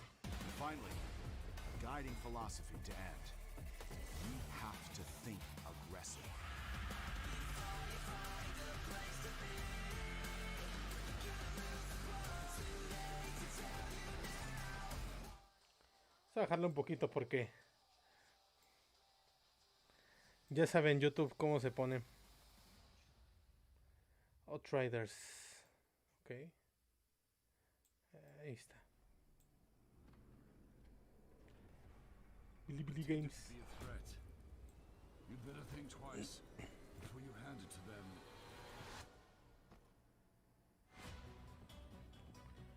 Me recuerda un juego cancelado. Uno que se llamaba Animal Wars, creo, que era de los mismos que hicieron varios de los juegos de Star Wars.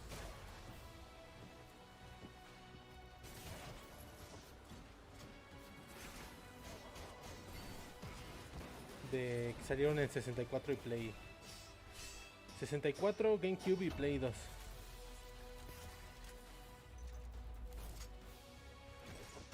Juego para los furros.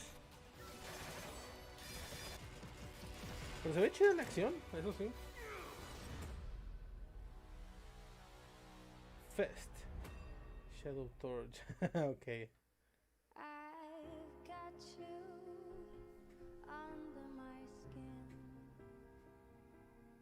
Ajá.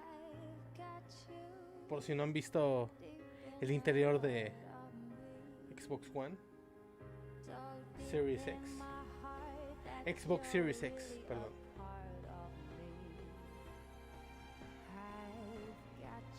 under my skin.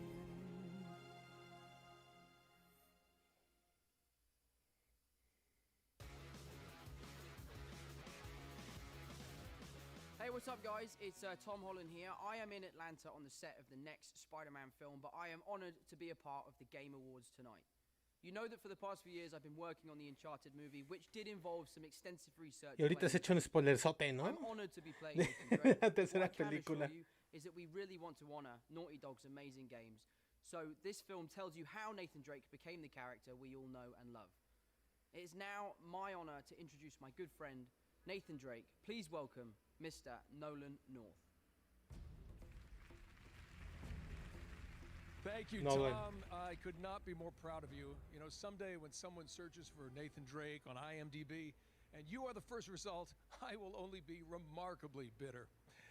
You know, video games allow us to connect with friends, family, and complete strangers. We can share memorable experiences beyond the confines of our own homes. Y a mí or me ha even dado una travel to vast franquicia new para worlds comer. with our buddies on the couch next to us. Of all the years I've been grateful for multiplayer games, they've never been more important to us than they were in this historically crappy, rotten, no-good, cursed year. These are the nominees for Best Multiplayer. Best multiplayer game presented by Instagram.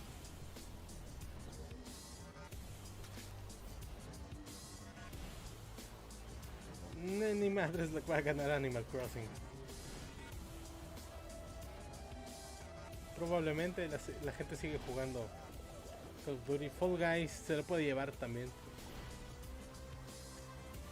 Valorant, sí es comunidad muy grande. Vamos a And the ver. Game Award goes to Among Us.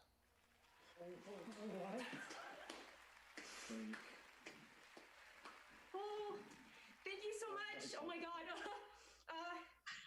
Oh, I can do this. All right. Thank you, Game Awards, and everyone who voted for us. And also congrats to all the other games nominated. It's an honor to have won. Pues ahora sí compitieron contra puro juego que salió este año, porque ellos salieron hace 2. Pero como dijeron, la 2 years ago, Among Us fue hace 2 años que salió. local, mobile, and then online and PC, and the rest is history. Now more than ever, finding ways to connect with friends is increasingly significant, and we're so happy many of you turned to Among Us to play with friends and family. Big thank you to Robot Teddy, Dual Studio, and our other partners La neta, qué padre. for helping Qué us padre por navigate ellos. all the excitement. Thank you to our moderators and the fans who have been on this journey with us for the past 2 years. And big thank you to our friends and family. You've helped us test and been incredibly supportive through it all. Thank you so much. Thank you. Tonight, you've been using Instagram's custom Game of the Year AR effects to add a snazzy trophy to your reel. Let's check out a couple of those. You're all winners in my book. Keep making those trophies, and I'll be back with more later. Now back to Jeff.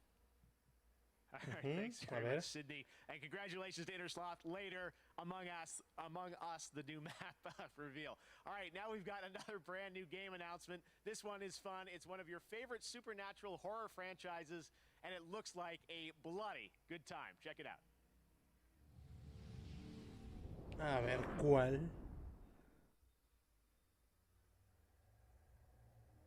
Saber Interactive. Okay. I had a real life once. I had a wonderful girlfriend, Linda. Together we drove to a small cabin in the mountains. Necronomicon Ex Mortis, the Book of the Dead. It seems an archaeologist had come to this remote place to translate and study his latest find. It was never meant for the world of the living. The book awoke something dark in the woods. It took Linda. And then it came for me. Evil Dead The Game iba a ser multiplayer, ¿verdad? Sí, claro.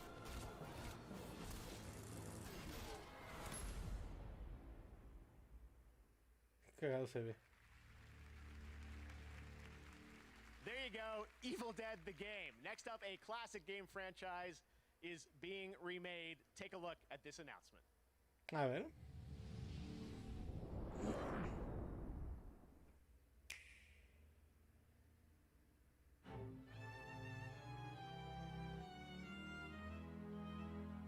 A huevo.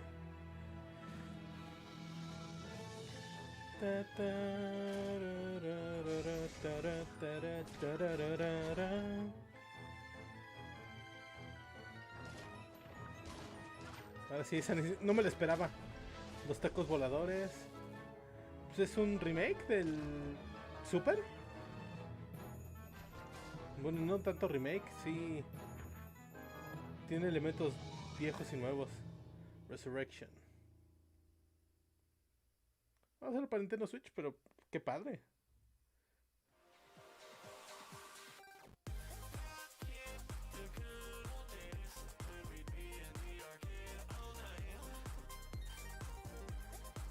Capcom Arcade Stadium. No mames, no lo dejen en Switch. Quiero un Switch, pero no mames, no, ahorita no puedo. We're now going to recognize some more winners. In the category of Best Independent Game, the nominees are Carrion, Fall Guys Ultimate Knockout, Hades, Spelunky 2, and Spiritfire. And the Game Award goes to Fall Guys. Hades. Ah, no, pendejo, sí estaba Hades. For Best Audio Design, those nominees are Doom Eternal, Ghost of Tsushima, Half-Life Alyx, Resident Evil 3, and The Last of Us Part 2. The Last of Us se lo va a llevar. The Last of Us Part 2. Congratulations, Naughty Dog. Huevo. For Best Role-Playing Game, the nominees this year are Final Fantasy VII Remake, Genshin Impact, Persona 5 Royal, Wasteland 3, and Yakuza Like a Dragon. Final Fantasy. The Game Award goes to Final Fantasy VII Remake. Pinche predecible están estas dos. In the category of Best Simulation or Strategy Game, those nominees are Crusader Kings 3, Desperados 3, Gears Tactics, Microsoft Flight Simulator, and XCOM Chimera Squad. Microsoft Flight Simulator. And the winner is Microsoft Flight Simulator. Congratulations.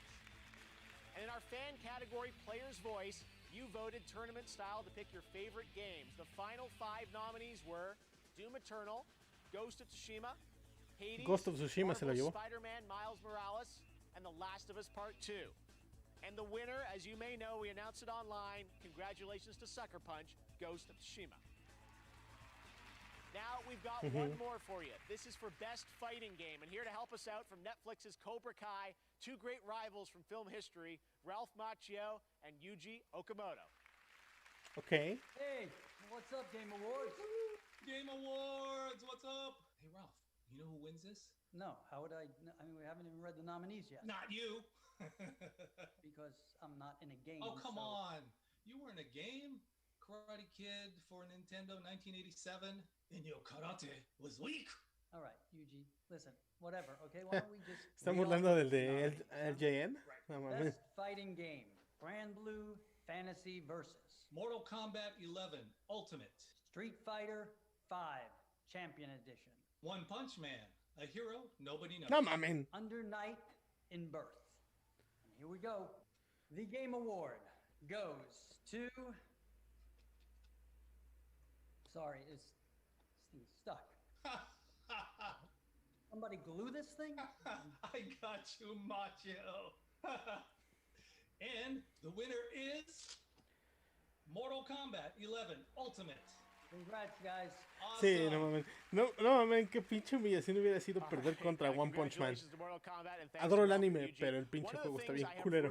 Been missing this year is flying around the world, but luckily we have one of the most beautiful games of the year to help fill that void a little. It just won Best Simulation Strategy Game, Microsoft Flight Simulator, and next year it's coming to Xbox. Here's what that's going to look like. It's an airborne view of our wonderful world. A ver.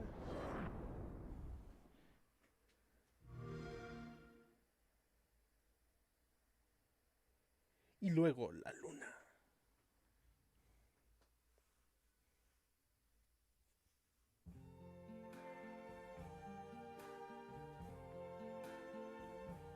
I see trees of green, red roses too. I see them bloom for me and you. And I think to myself,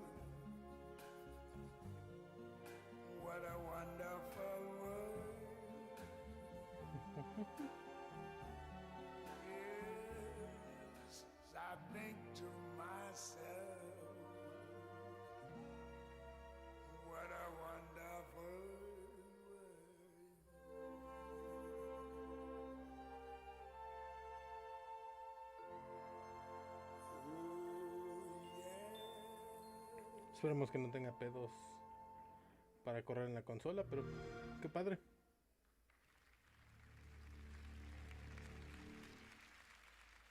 All right, Microsoft Flight Simulator looks amazing, coming next summer to Xbox. And now it's time to take a look at another game coming to PlayStation 5. Check it out. A ver.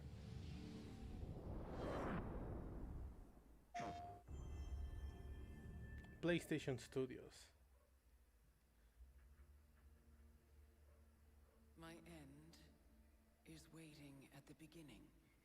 Metroid. I will go there now.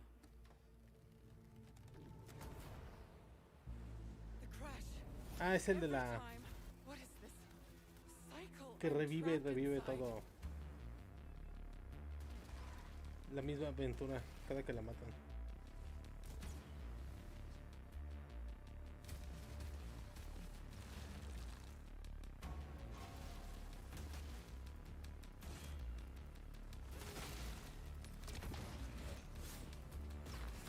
El visor parecía como tipo visor Samus.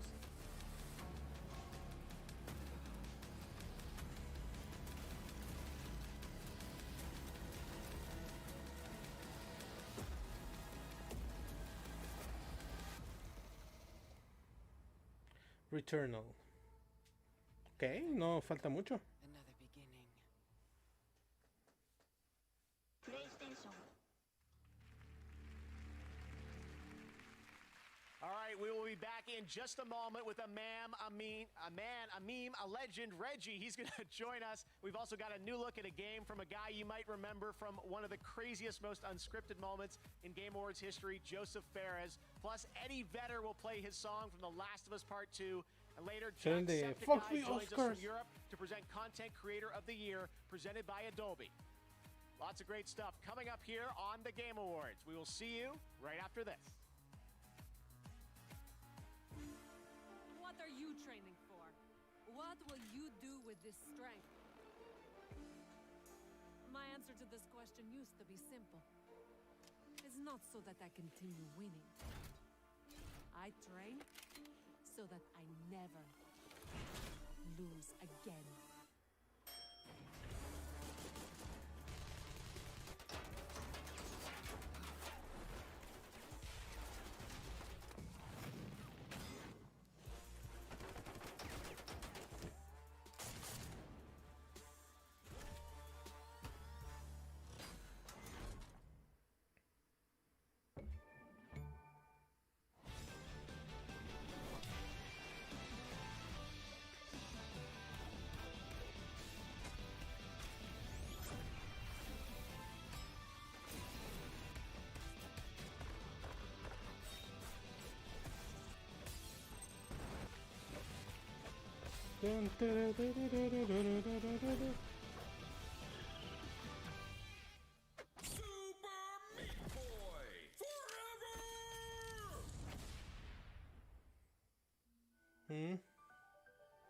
Genshin Impact. ¿Otra waifu?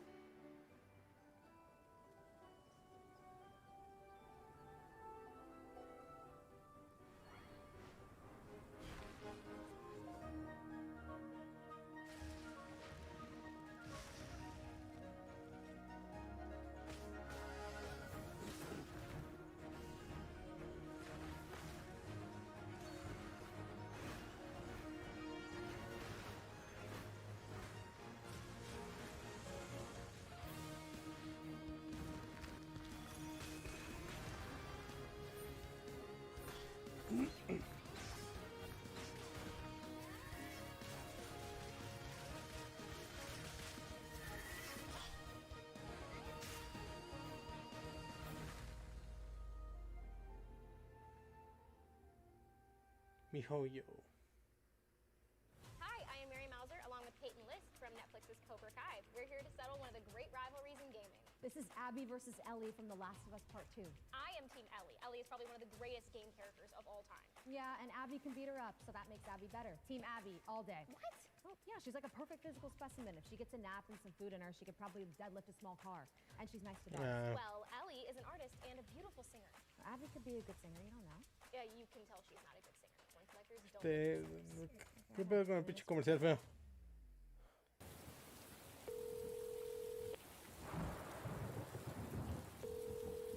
Honey, is it you?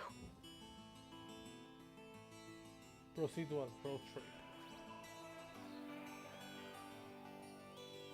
How far are you from Valiant Hearts, a huevo. Be careful with the people that give you a ride. And don't travel with someone you don't know. We love you, honey.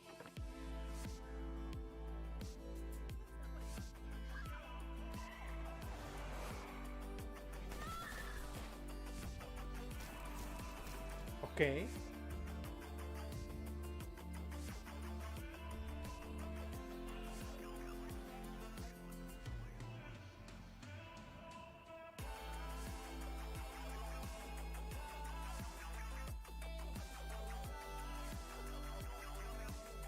Se ve interesante.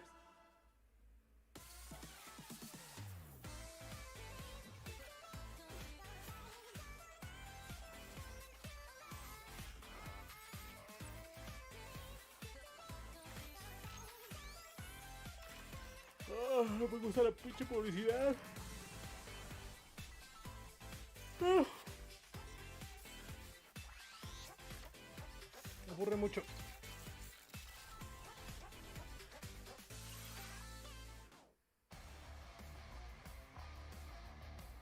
Welcome back to the Game Awards, and before we went away there, I meant to tell you that was a look at a new Rogue coming to Rogue Company, so make sure to check that out this holiday season. All right, well, you'll probably remember this next developer from a few years back. He is not a fan of the Oscars, but he is a fan of colorful language. Fuck the Oscars. He's in Stockholm, Sweden tonight, and he wanted to give us a new look at his next game. Here is my buddy, he really is my friend, Joseph Fares. Hey, Joseph. What's up, Jeff? So nice to be back at the Game Awards. As you can see, I'm in the middle of a mocap shoot. And I'm not drunk this time. Trust me when I say this. Hazelight's next co-op only experience, It Takes Two, is gonna blend narrative and a huge variety of gameplay never done before. And today, we're gonna have a gameplay reveal, a word exclusive. I know you like word exclusive, but this one is even extra exclusive, my man. Anyway, we're also gonna have something that we had in A Way Out. We call a Friends Pass, which means you buy one copy, you get one copy for free. You know, if you play with your friend, you can play for free, I mean, with free. Anyway, it's coming out March 26th. Enjoy the trailer. Goodbye. Boom. A ver que esté bueno.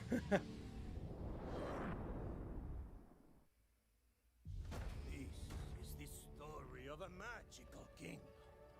One of wizards and warriors.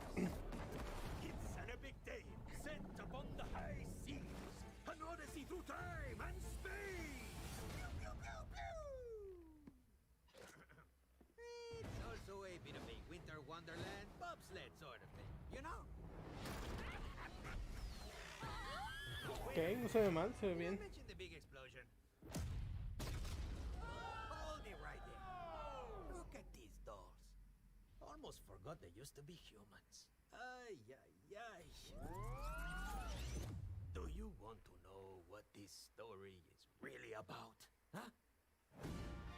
This is the story of Cody and Meg. Why'd you look like a blob of clay? Wanna change back? Then you need to fix your relationship. Okay. This is a story of passion. Now I'm gonna throw up. Oh, you're a doll, Cody. You've nothing to throw up. Told you. This is a story of attraction. You feel it? I feel stuck.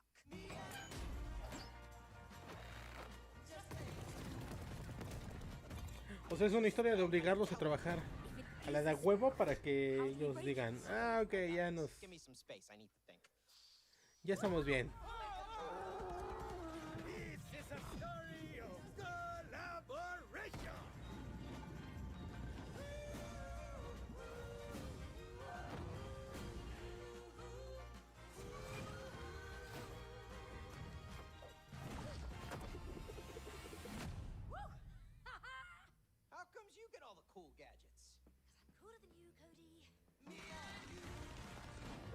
Okay.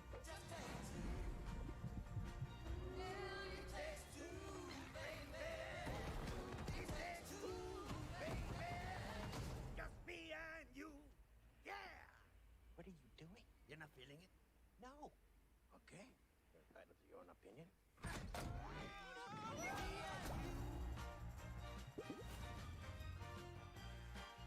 It Takes Two. Este güey le gusta hacer mucho juego así tipo de cooperativo de esa manera. What? A ver An cómo está. absolutely crazy game. Joseph showed that to me last summer when I was in Stockholm, and I'm like, we have to show this off. There's so much gameplay there. Thank you for that, Joseph. All right, now I'd like to welcome a longtime friend and supporter of the Game Awards. He was there in Vegas for our very first show back in 2014, and he's been back every year since. We weren't going to let the streak stop this year. The retired president and COO from Nintendo of America, but still a boss, Reggie Fils-Aimé. Reggie! Jeff, how you doing? I'm doing good, Reggie. Take it away. Absolutely. You know, I'm proud to present the very first award for innovation in accessibility. During my time at Nintendo, we had a mantra, gaming for the masses. And we pushed that agenda with Wii, Nintendo DS, and now Nintendo Switch. Gaming for the masses, but today, approximately 1 billion cease and desist if you around the world want to sell it without our permission.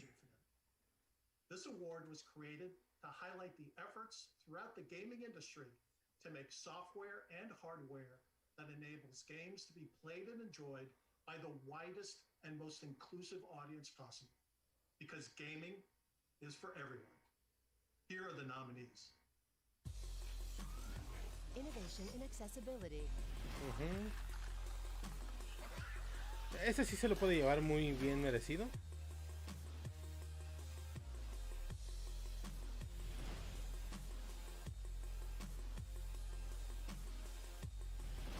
No entendí ese.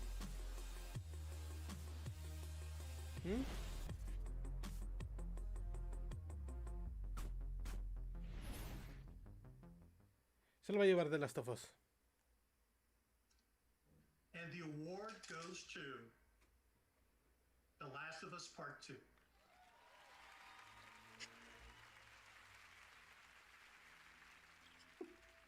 Hello, I'm Matthew Gallant, and this is my fellow designer and neighbor, Emilia Schatz. And from everyone at Naughty Dog, we would like to thank you so much for honoring us with this year's Innovation and Accessibility Award. Thank you as well to the Game Awards for choosing to add this category, and to all the other developers who have designed and advocated for accessibility in our games.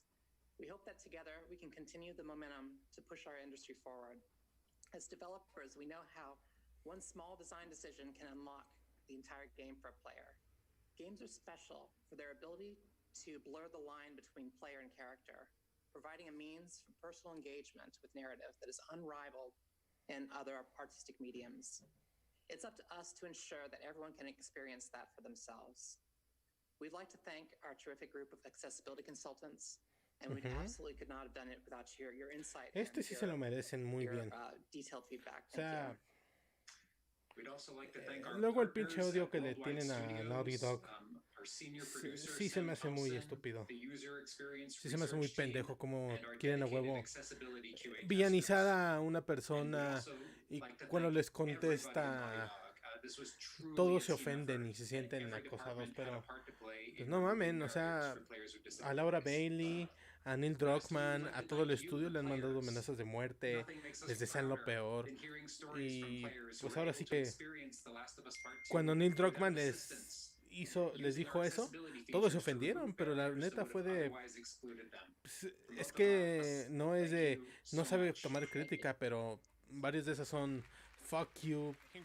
Neil Druckmann, I hope you. Lo que sea. Y se me hace muy maduro. Gives us our first glimpse at next year's big adventure for the Elder Scrolls Online. Enjoy. The Elder Scrolls? A ver. Ah, online. Pero sí, o sea, es eso. O sea, todo. La gente estará chillando y poniendo y haciendo todos videos de Neil Druckmann perdió la cabeza. Pero nunca dijeron nada cuando Phil Fish se la pasaba mentando madres a cualquiera que... a cualquier persona que les dijo pinches, que les dijo malagradecidos e ingratos a los jugadores de PC por buscar descuentos y todo eso.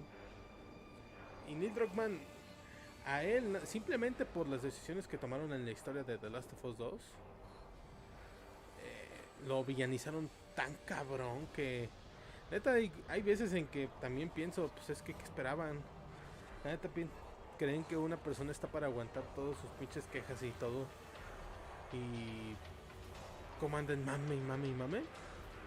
La verdad es lo que yo creo. O sea... al final... pues lo que diga él o cualquier otra persona desarrollador, pues, no me importa. Mientras sigan haciendo grandes juegos y no se pasen con el crunch, que fue lo que se hicieron y de ahí no se quejan ni madres, pues eso. Pero que toda la mierda que le echan y esperan a que los trate bonito, se me hace muy pendejo.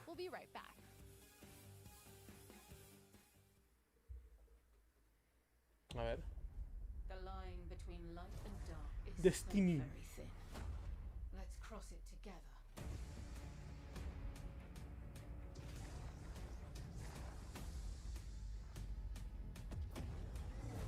Fate comes knocking sooner or later. With this power, we make our own fate.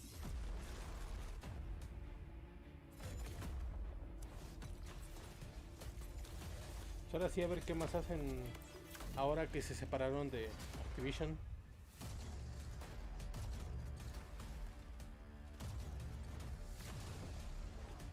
Se ve padre, aunque desde que lo pude descargar no lo he podido jugar. Porque he tenido mil cosas que jugar, como Dark Souls, The Wonderful 101, todo eso. Pero pues ya le daré su oportunidad. Load up.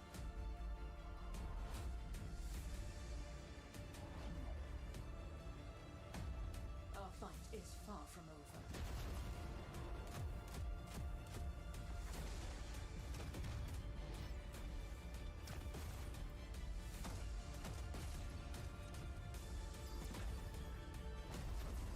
The Guardians will come through. They always do.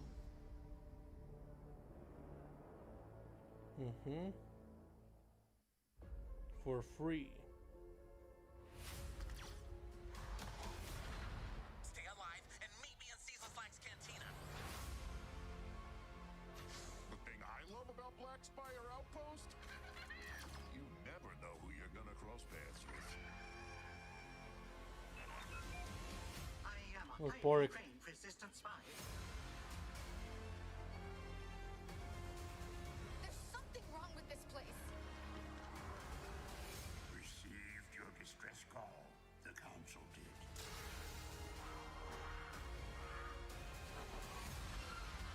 Hey, your pirate friend stopped Okay. by while you were out.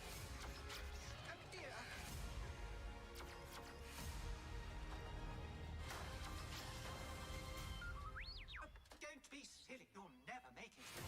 You shut the fuck up.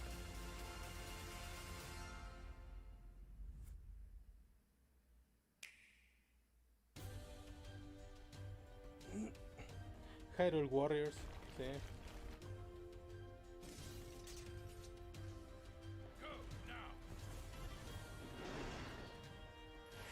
Age of Calamity.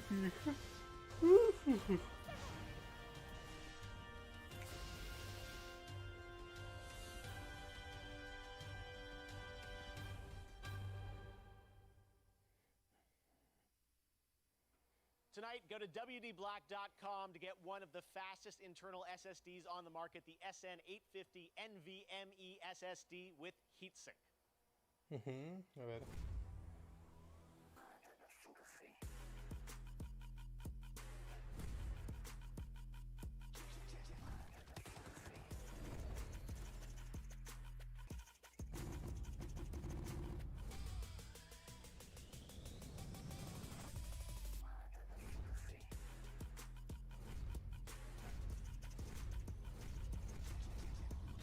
Más publicidad.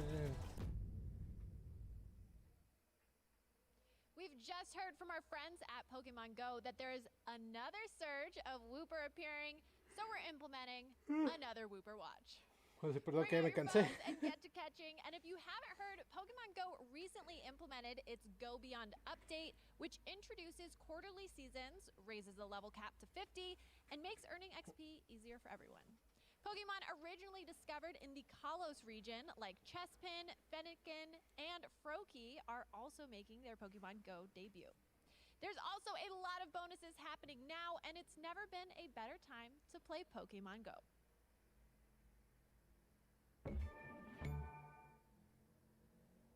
They've always known you would come. Oddworld Inhabitants, a huevo. Do you ¿Ya cuándo sale? know why you have? Secrets, lies, dangerous things.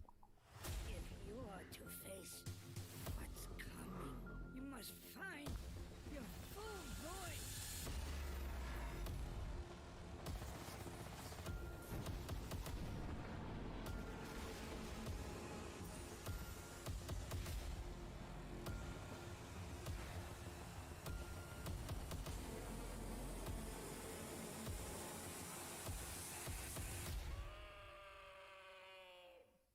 Es el último grito.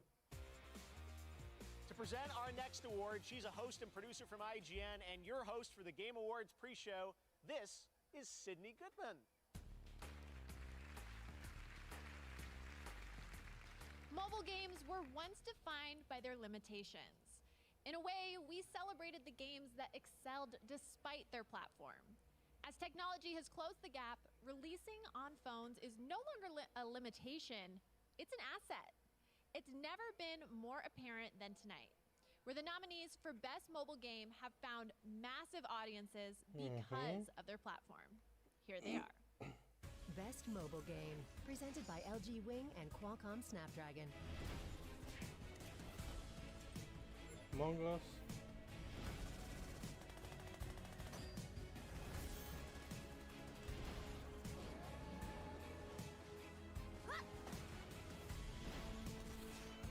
Now I take to the sky.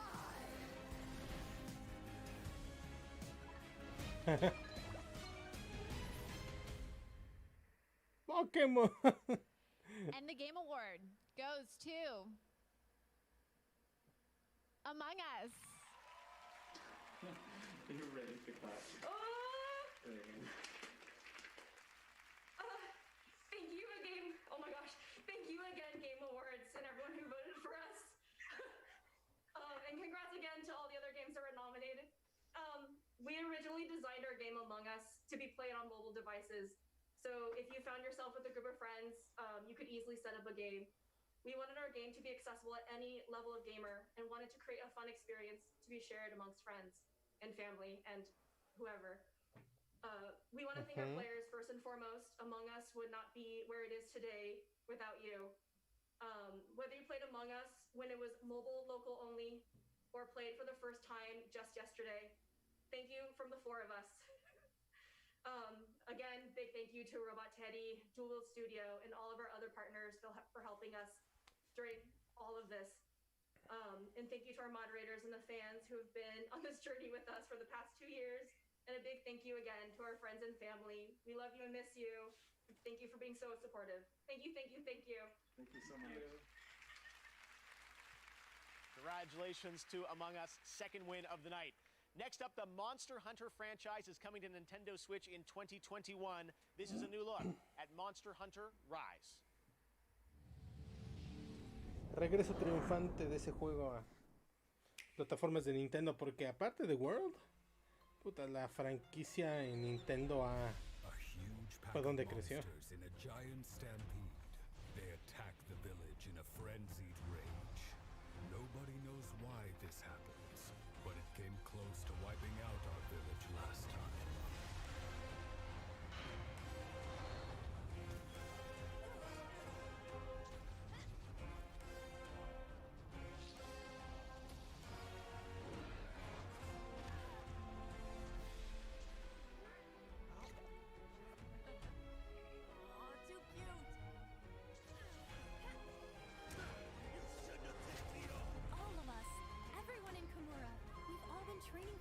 ve de huevos el juego.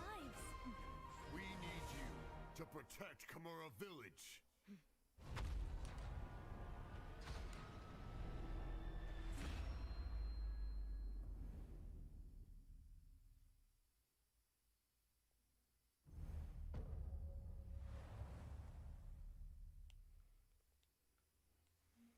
Okay. All right, over on Twitch, the next poll is for Content Creator of the Year. Vote now for who you think is going to win, and we'll find out in a little bit who wins that category. But next up, he's one of our industry's great performers, and he plays Joel in The Last of Us. Here is Troy Baker. One day on the set of The Last of Us Part 1, Neil, our writer and director, asked me and Ashley what we would have been if we weren't actors. I thought about it for a second and replied that I always imagined I would have been a singer. Ashley just shrugged and, in her charming and offhanded way, said, I would have been an astronaut. Neil incorporated parts of us into Ellie and Joel. Space and music became major elements of their stories, creating touching moments between them. One of those moments, De hecho, ese es uno de mis indelible in our memories, momentos favoritos de toda incorporated la Neil's story as well. del juego. Not as a writer, but as a father. It involved a song he would play and sing to his daughter every night. That song was Pearl Jam's Future Days. One day, Neil asked if I was comfortable playing it in a scene he was writing for The Last of Us Part 2.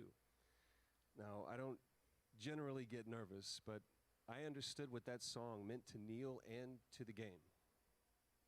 And the truth is, Neil can play that song better than me. But nobody can play it better than the person that wrote it. From Seattle, performing Future Days, here's Eddie Vedder. If I ever were to lose you, I'd surely lose myself. Everything I have found, dear, I'm not found by myself. Try, and sometimes you'll succeed to make this man of me. All my stolen, broken parts, I've no need for anymore. I believe, and I believe 'cause I can see our future days, days of you and me.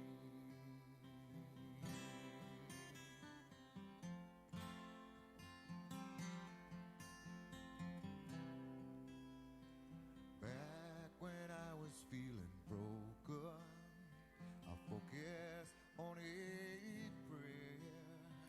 You came deep as any ocean, did something out there here. All the complexities and games, no one wins but somehow. O sea, la verdad, y miren, no era ni mi juego esperado del año, pero quería jugar porque el 1 me dejó una muy buena impresión, a pesar de que tampoco es de mis juegos favoritos de la vida. Y cuando ya pude por fin jugarlo,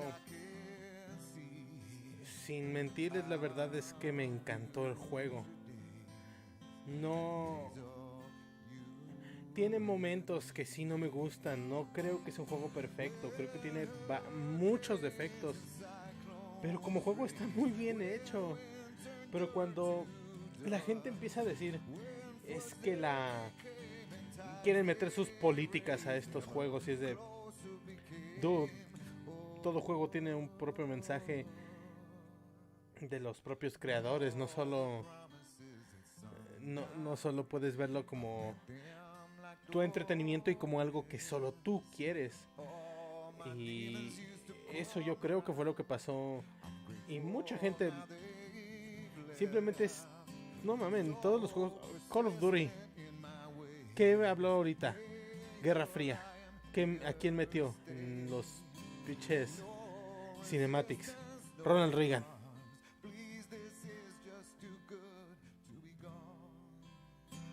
O sea, es desgraciadamente la historia que quiso contar Neil y el equipo de Naughty Dog, y quien haya contado, pues es la historia que ellos quisieron contar y está bien porque es suya. Desgraciadamente, y es lo que nadie ve, es que el actor, el escritor, el artista lo hace para él, no para los demás. Sí, hay veces en que a uno le puede gustar y al mundo le gusta, y es al revés. Me puede encantar a mí algo que yo hice y a los demás les caga. From The Last of Us, and I really appreciate the way that was used, especially bringing Joel and Ellie together, connecting through music, and I thought maybe it was cool too that made you want to perhaps pick up a guitar yourself and write a song for your loved one. But it is nice to be part of this, show my appreciation and be part of this year Game Awards. And what a fascinating way to tell a story. It's just getting better and better all the time, and it was cool to be part of it. So thanks for having me, and enjoy the rest of the show. Doesn't get better than that. Thank you so much, Eddie Vedder, for being here on the Game Awards. All right, now here's another brand new game to show you for the first time. Okay, a ver.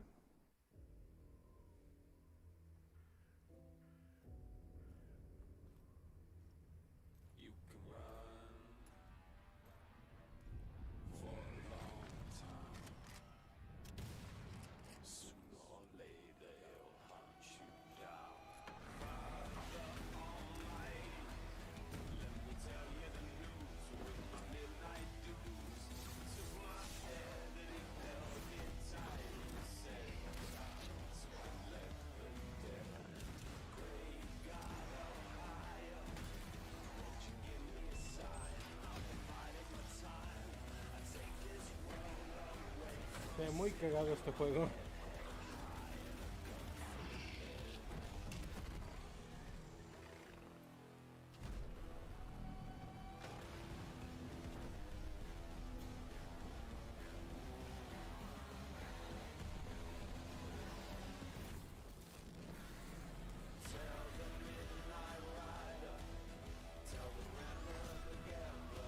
Wild West, Evil West. Ok. Está padre la cinemática, pero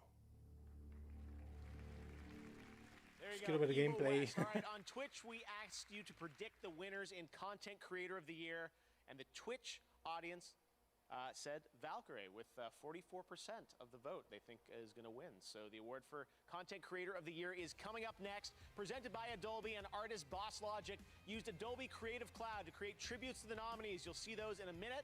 And we've also got announcements from Among Us and Fortnite. But right now, Scarlet Nexus is an upcoming action JRPG from Bandai Namco. Here's a look at the brand new trailer. Mames, todavía no sale ese juego. Virtual brain link cable will now be connected. This will hurt much more than it did in training. Be strong. Beginning SAS cable connection.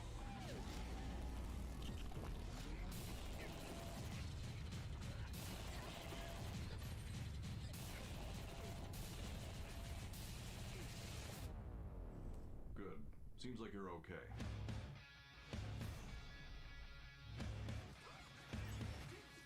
Ok. Sí, ya tenía rato que no veía este juego.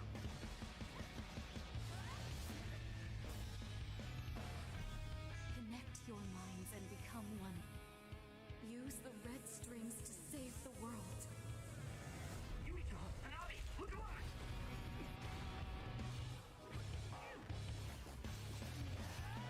Don't underestimate me. Don't bother resisting. I will obtain the red strings. I wouldn't let that happen.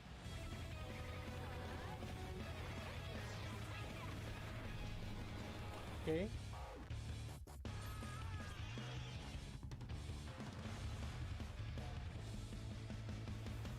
Focus.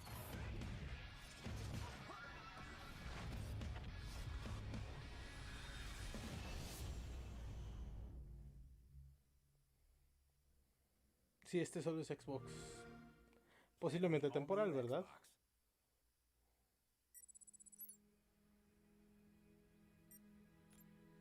For me, I am often depressed when I look at the status Voy al of where we are in terms of depression BRB. and anxiety Be right back. and inattention. We Un owe it momento, to vuelvo. all the people that are suffering to be really creative and to try things that when you first hear it sound crazy, like a video game is medicine.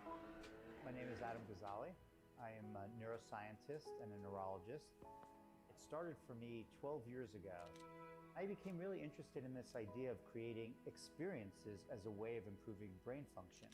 And this relies on a principle called neuroplasticity, the fact that our brain reshapes itself and modifies itself in response to challenges. And so that's how it all started for me, to create a video game that was carefully designed to challenge and reward the brain in a very specific way. And so what just happened a couple months ago, the FDA cleared Endeavor RX as a medical device to treat inattention in children that have ADHD. This is the first time ever that the FDA has cleared a video game for any medical condition. So what we're talking about right now is to have a video game prescribed, just like we prescribe pills for conditions, and think about this as a new type of medicine.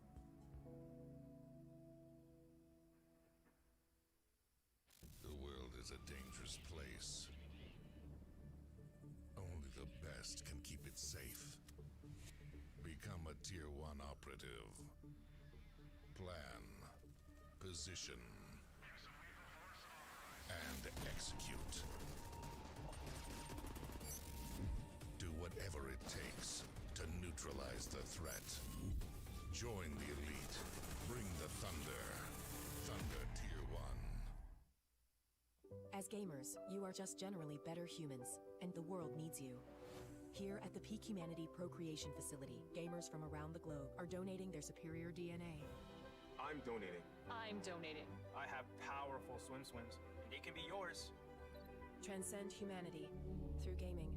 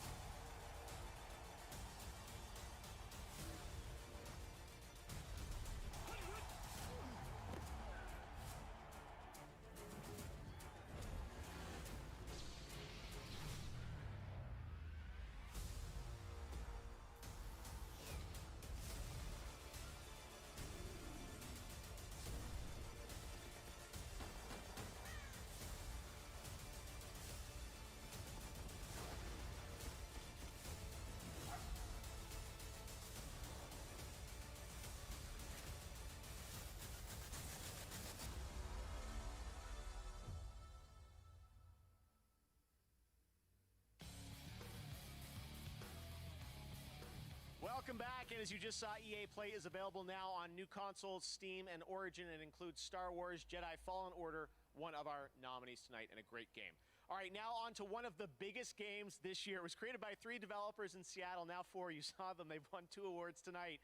Intersloth, they absolutely took over the internet with Among Us. Well, they sent us something special. This is the reveal of the brand new map for Among Us. Check it out, crewmates.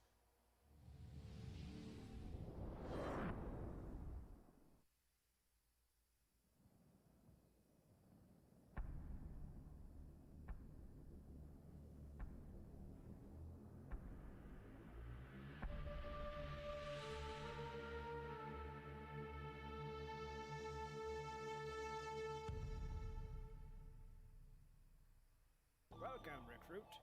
Get yourself acquainted with the layout of the Toppat airship. Enough slacking. Go do your tasks.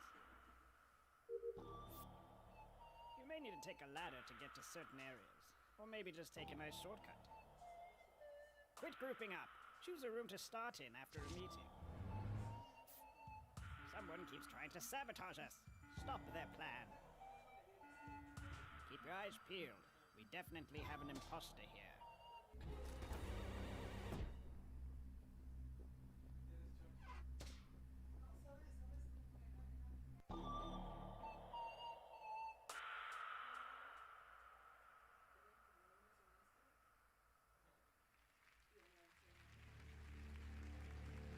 All right, the Among Us team has another surprise. They've turned my face into a mask, and that drops right now on Twitch for the next 30 minutes. That's right, the Jeff Keighley mask. Have fun.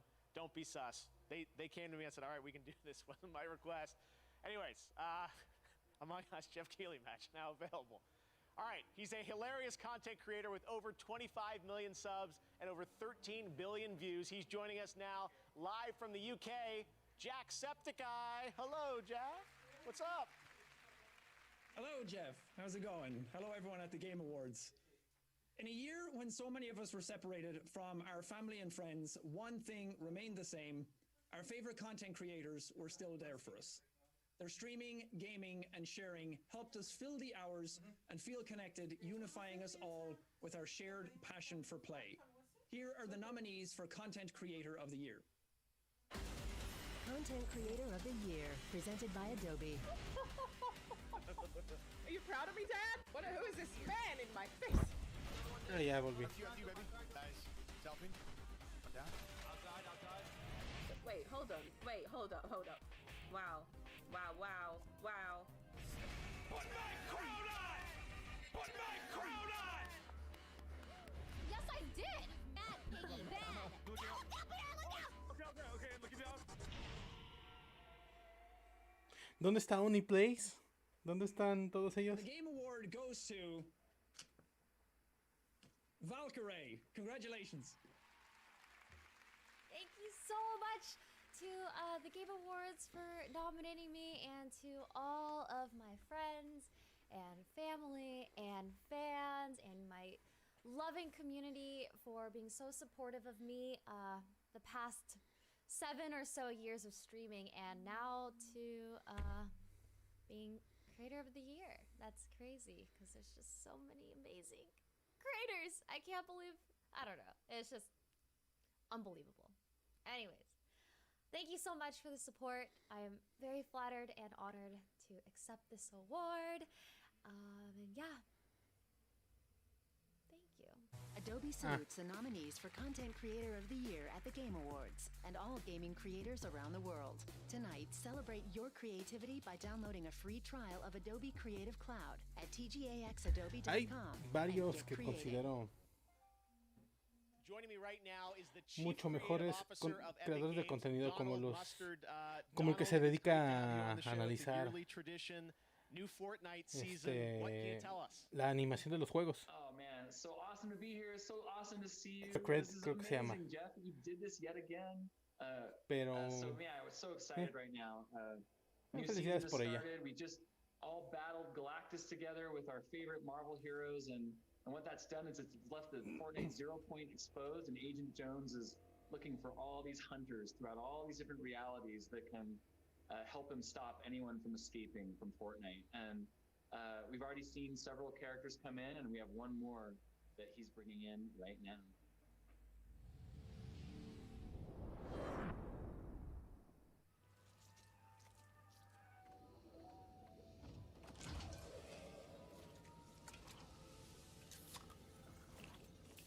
¡Un tráiler!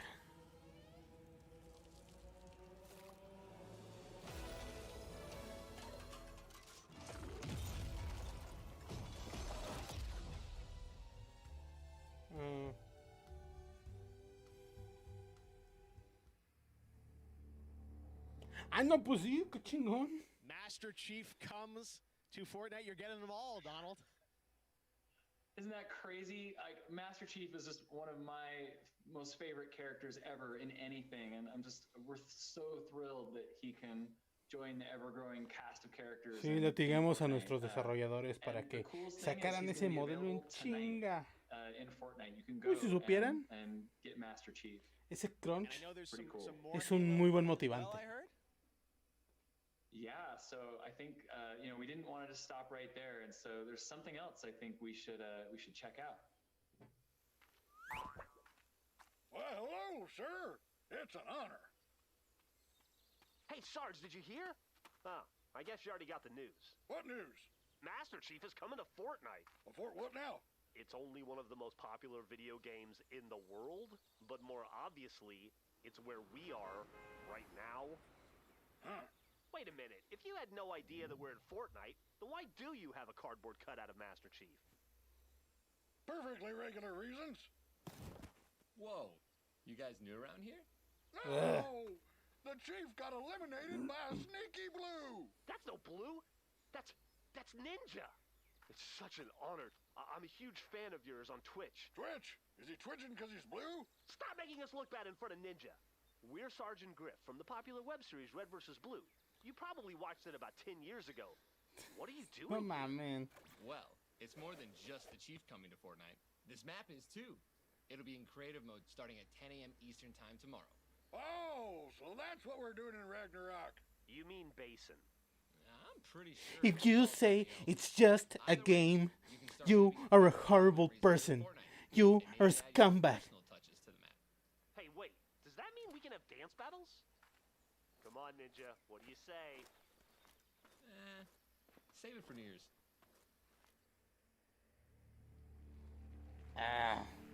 Red versus Blue, Donald. Yeah, isn't that so awesome and so funny?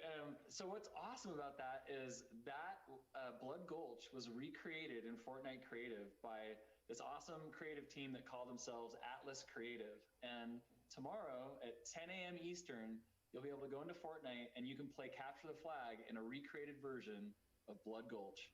Oh my God. It's going to be fun. Everything is in Fortnite right now. So are you done for the season? You know, I mean, Agent Jones is actually just kind of getting warmed up. So I think there's actually one more thing that we should show you.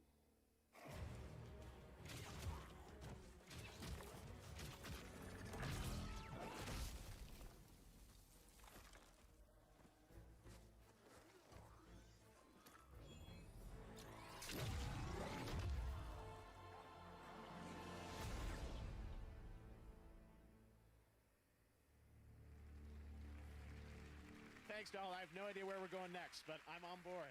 I don't know what are you gonna do. I don't know how you gonna fuck more this, but that's okay. Keanu Reeves. A few more surprises. Don't go anywhere. Right now, let's hear from Rocket League on their new season. Hey, what's up? This is Cascade, and I am Hey, what's up? welcome into Rocket League's vibrant community in such a big way. I'm Subject excited web, to motherfucker. Psyonix and Monster Cat to put together an EP for Rocket League's music season, Season 2. Starting tonight, you can get the featured anthem in the item shop and grab my free banner all week. This day I'm gonna Check out the Season 2 trailer have featuring a my motherfucking load of money, for you guys, bitch. and I call it Flip Reset. Yeah, yo.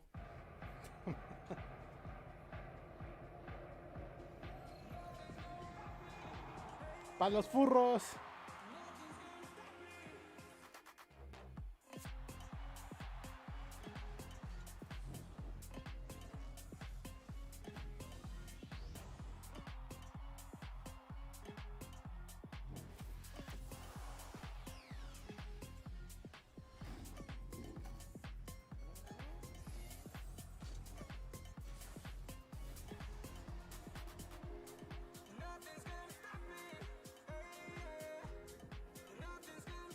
El juego es muy bueno, eso sí, pero no sé, es que la publicidad a mí de estos juegos no me gusta para nada, pero respeto todo lo que hacen en cuanto a todo lo que han creado. The Elder Scrolls V para excusado a huevo. Por si no lo tenían.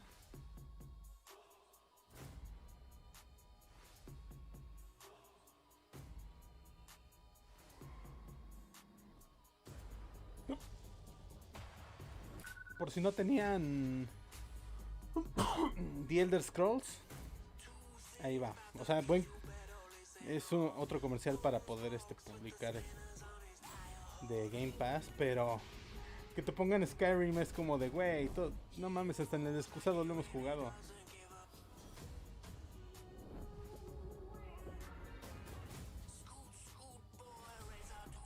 EA Play, que los únicos dos juegos que en verdad valen la pena son Star Wars y los dos Star Wars, Fallen Order y Rogue Squad.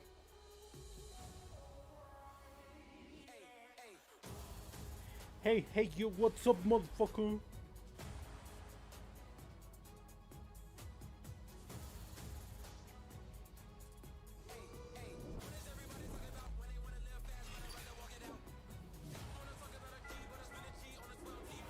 Está algo largo este pinche comercial, qué pedo.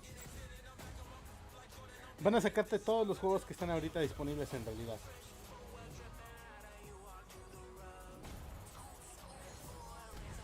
Pero ese para qué, mejor páguenlo. Among Us, mejor paguen el juego.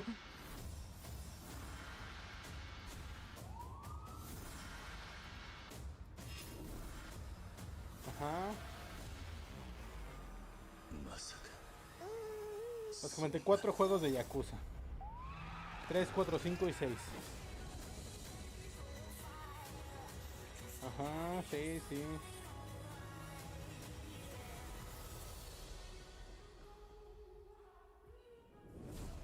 Por $1.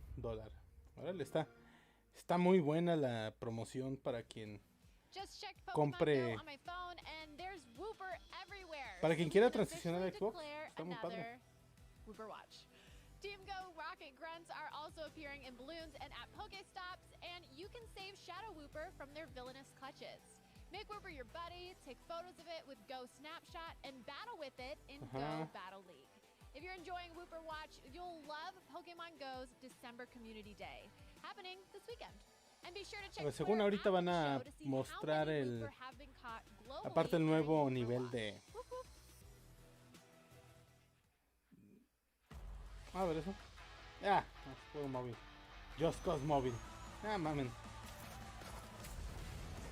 No, o sea, van a mostrar algo de Among Us, el nuevo nivel.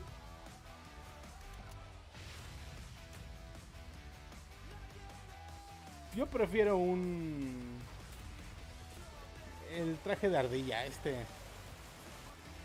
un Twin Stick.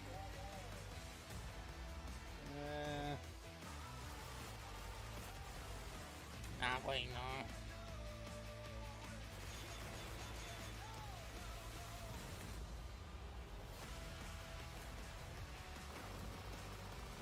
Se ve como 80 juegos más del mismo tipo.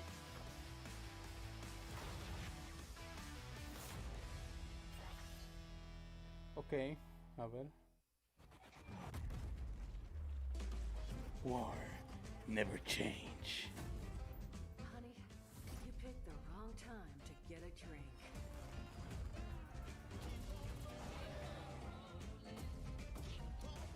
Experience, with a anywhere.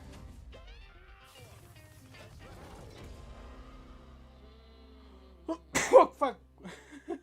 Fuck. Fallout 76, no mames. Che juego de mierda.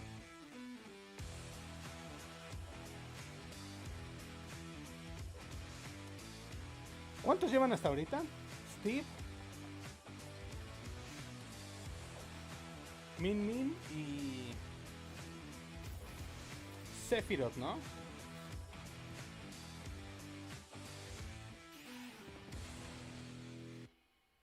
Sí, porque hace rato se anunció Sephiroth. The Game Awards is back we've got a lot of great show. Keanu Reeves still to come, Christopher Nolan, and so much more. And of course, we've got the Game Awards Que esté mejor que su aparición en Bob Esponja, por favor.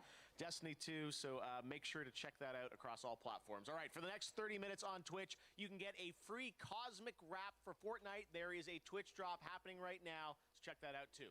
This next game was announced last year right here at the Game Awards, developed by Airship and supported by Riot Forge. And now they're back to give you a first look at the gameplay from this indie title, the first ever single-player console game from the League of Legends universe. This is Ruined King, a League of Legends story. A ver, vamos a ver.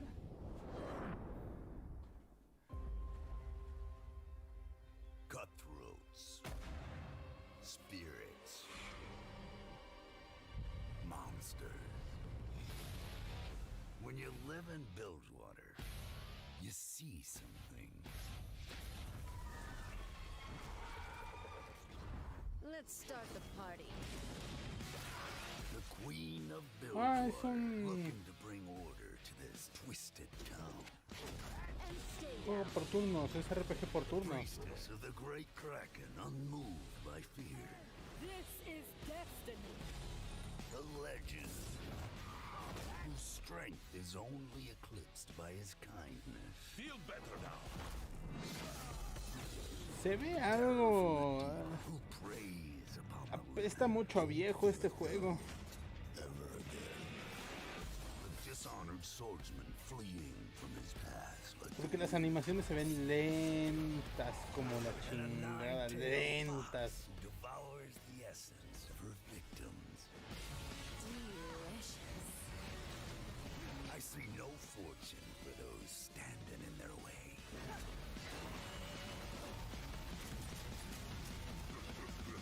Can't match my blade. Can't help but wonder what brought them together. Nothing good, I reckon.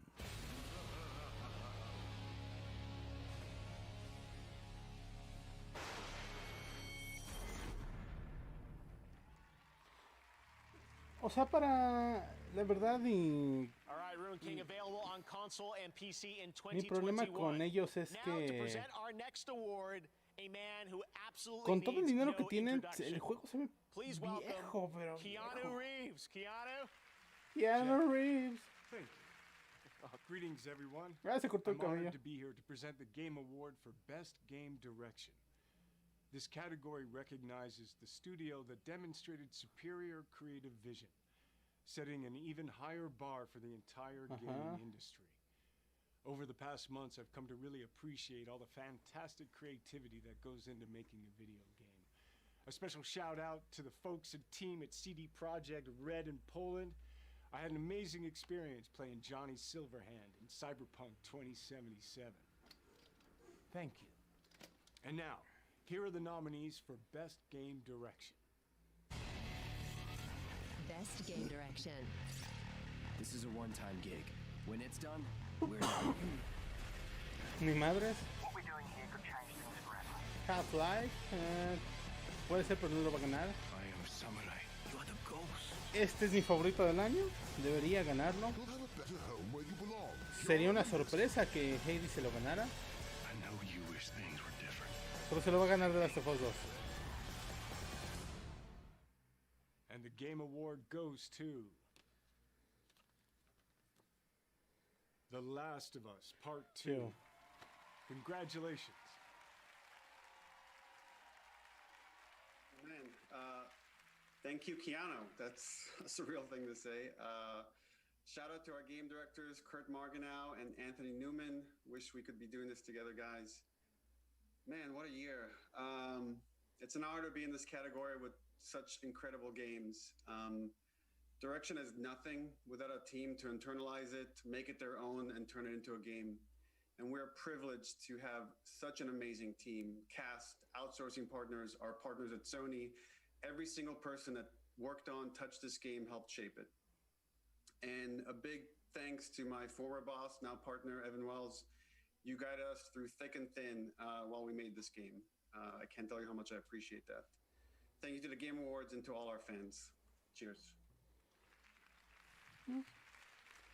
Felicidades. Yo creo que no debió ganarlo, pero one last award to present, the big one, Game of the Pero Year, sí. presented by Christopher Nolan, and we'll also have a tribute to all the nominees performed by the London Philharmonic Orchestra back at Abbey Road A ver, ¿habrá Studios. algún Game of the Year is coming up next, but right now, GTA Online algún gran continues to anuncio? evolve, and Oh, next week chinga. they've got their biggest GTA update Online. yet.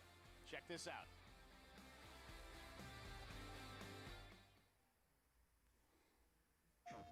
Is this the right place for the party? Can we post? Is there a hashtag?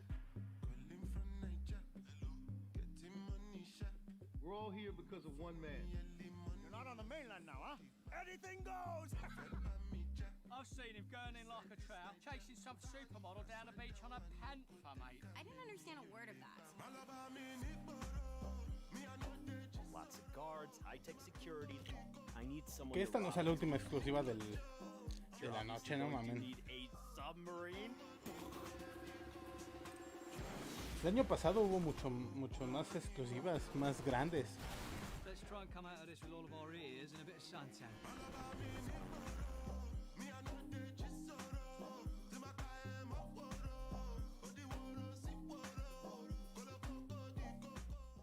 De Cayo Perico. Lucy Adam was born about 9,000 years before our time.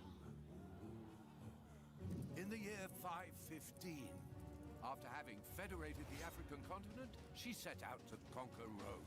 It was on witnessing the consequences of this terrible battle that she decided to impose upon her people a strictly vegetarian diet. And it's in 1082, following the unexplained death of the king, that she was crowned Empress of Spain. It's in fact to celebrate this event that rock and roll was invented. In 1789, allied Ed the Ring. she No, man. discovered the real Indies, which had fallen into the hands of the bloody French. This was followed by the Great Devastation, a 100-year war that The fuck Lucy is that? ended before beginning the Great Reconstruction The fuck is this? and establishing a lasting peace by banishing all forms of currency and violence, as well as the use of selfie sticks in museums. Lucy, are you with us? Okay, so for next week, don't forget your essay on the cultural stereotypes of the great civilization. How far will you push humankind?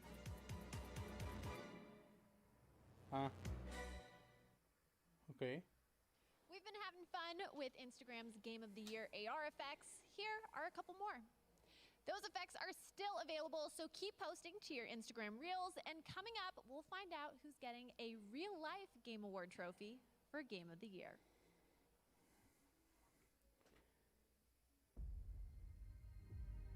Respawn.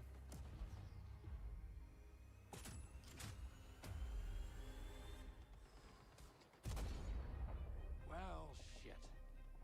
How bad have things gotten? The German occupation has turned every neighbor into a possible enemy.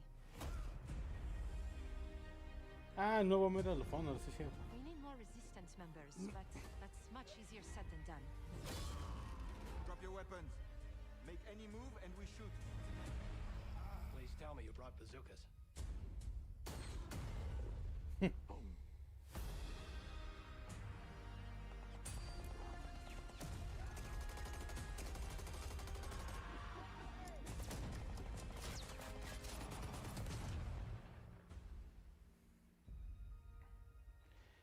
Okay. That's a piece of shrapnel. We had to report for the draft. It was something we had to do. Connaissez deux personnes, c'est une de trop. You want to hear the rest of the story?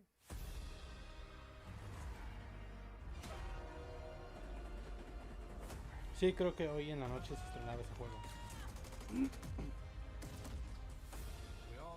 Pues a ver si es tan bueno, aunque Respawn son muy buenos desarrolladores.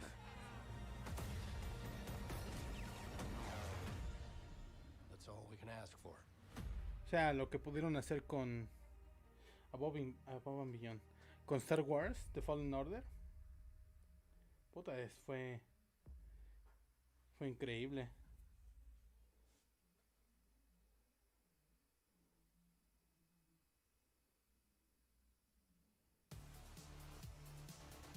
Welcome back to the Game Awards. I'm so excited about that Medal of Honor from Respawn in VR. Surprise, it's out right now. What an incredible trailer and game. I can't wait to play that, hopefully this weekend. All right, when the show ends, the games continue with the Game Awards Festival. You can play upcoming games and stream them on GeForce Now, which means no downloads on PC, Mac, or phones. Make sure to check it out. We got playable games available all through the weekend. All right, we've got one last world premiere to share with you.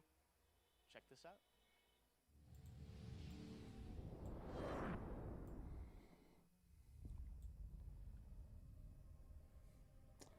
Oh, fuck. We know now that in the early years of the 20th century, this world was being watched. Roger, copy.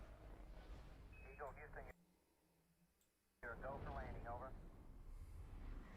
Sheriff Station. Ahí está.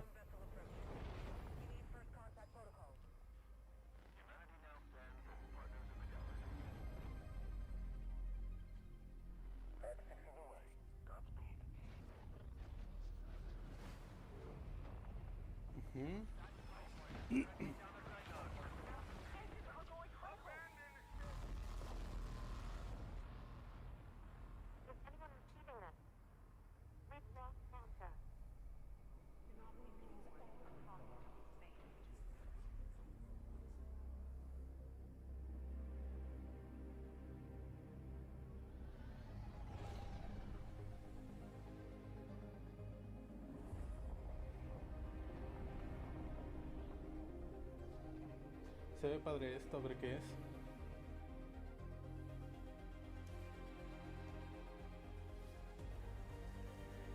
Ah, Mass Effect.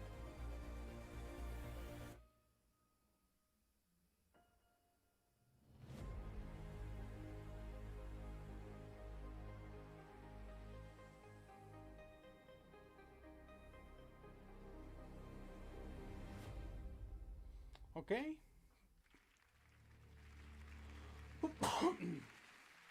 Ya lo sabíamos desde el otro día. Where BioWare is going to take that next.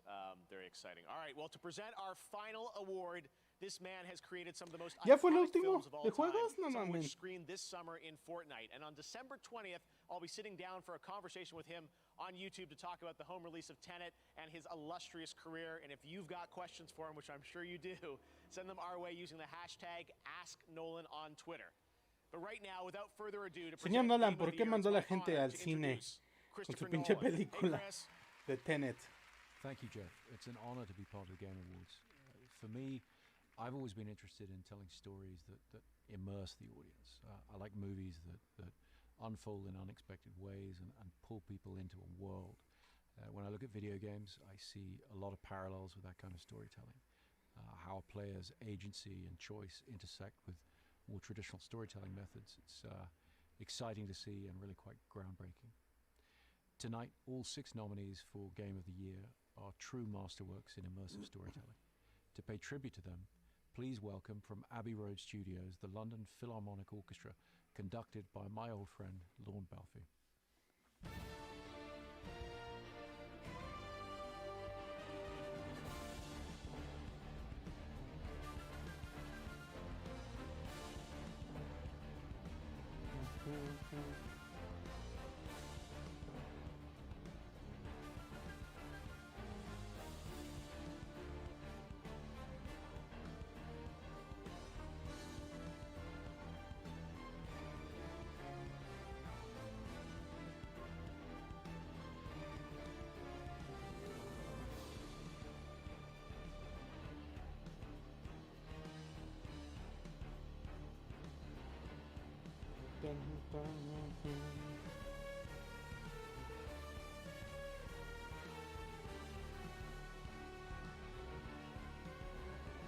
Game of the Year Award goes to Animal Crossing.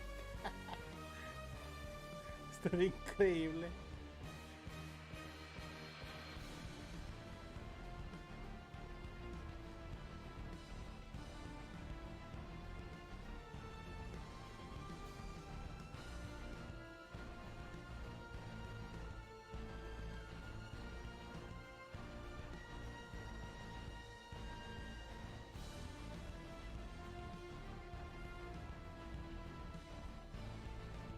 O sea, me gustaría que ganara Ghost of Tsushima.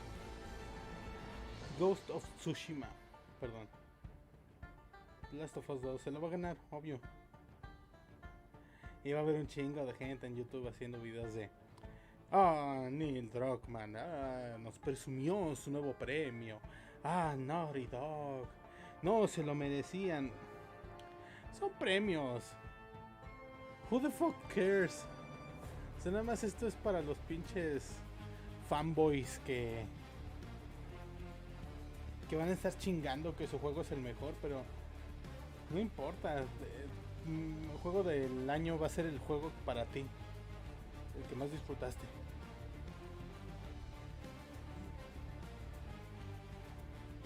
Fuera de eso, pues sí, nada más.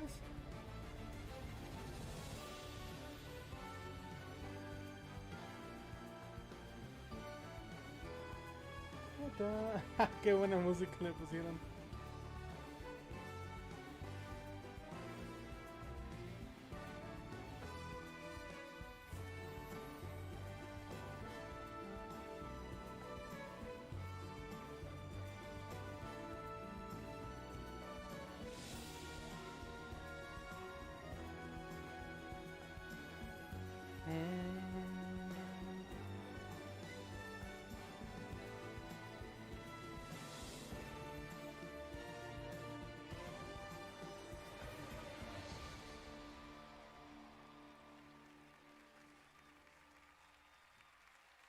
Well, that sounded fantastic.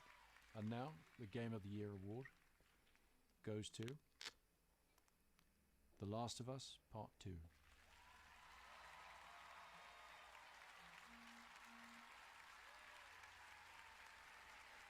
Yo quiero ver a The Quarterling chillando mañana en sus videos. Big congrats to all the other games we're nominated with.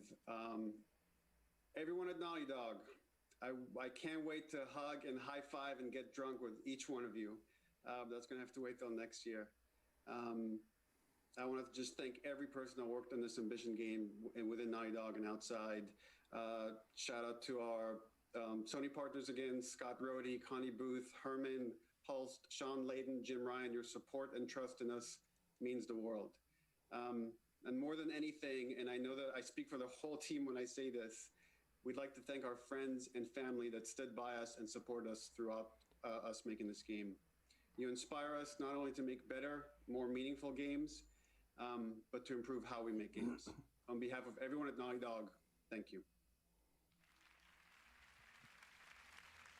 Congratulations to Naughty Dog, Game of the Year for The Last of Us Part 2. And congratulations to all our winners and all the nominees around the world.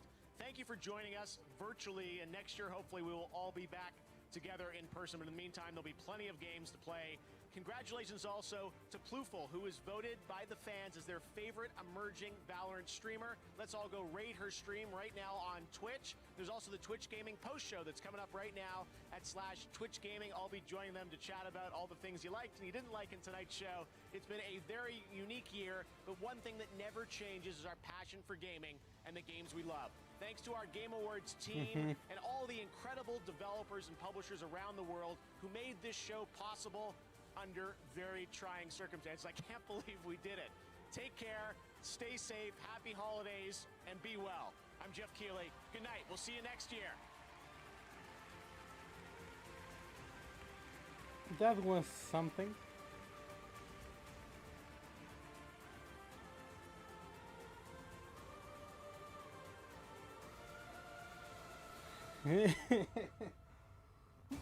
El de Ring nada más. La mames, ¿no?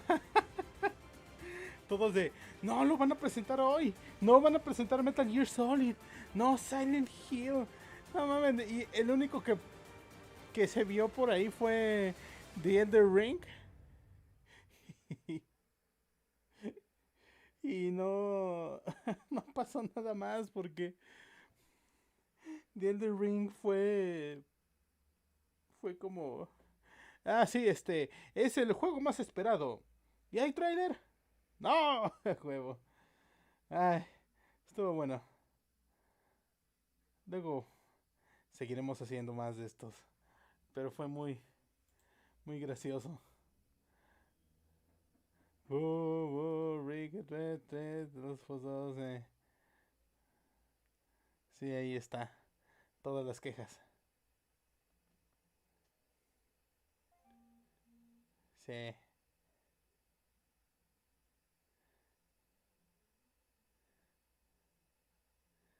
Sí, no, era predecible y la pinche gente nada más se encabrona lo güey. Pero pues ahí están sus premios. Que no valen mucho. Nada más es el ego de la industria. Disfruten lo que quieran jugar siempre ustedes. No estén chingando a los demás. Solo por su juego del año. No estén jodiendo a los demás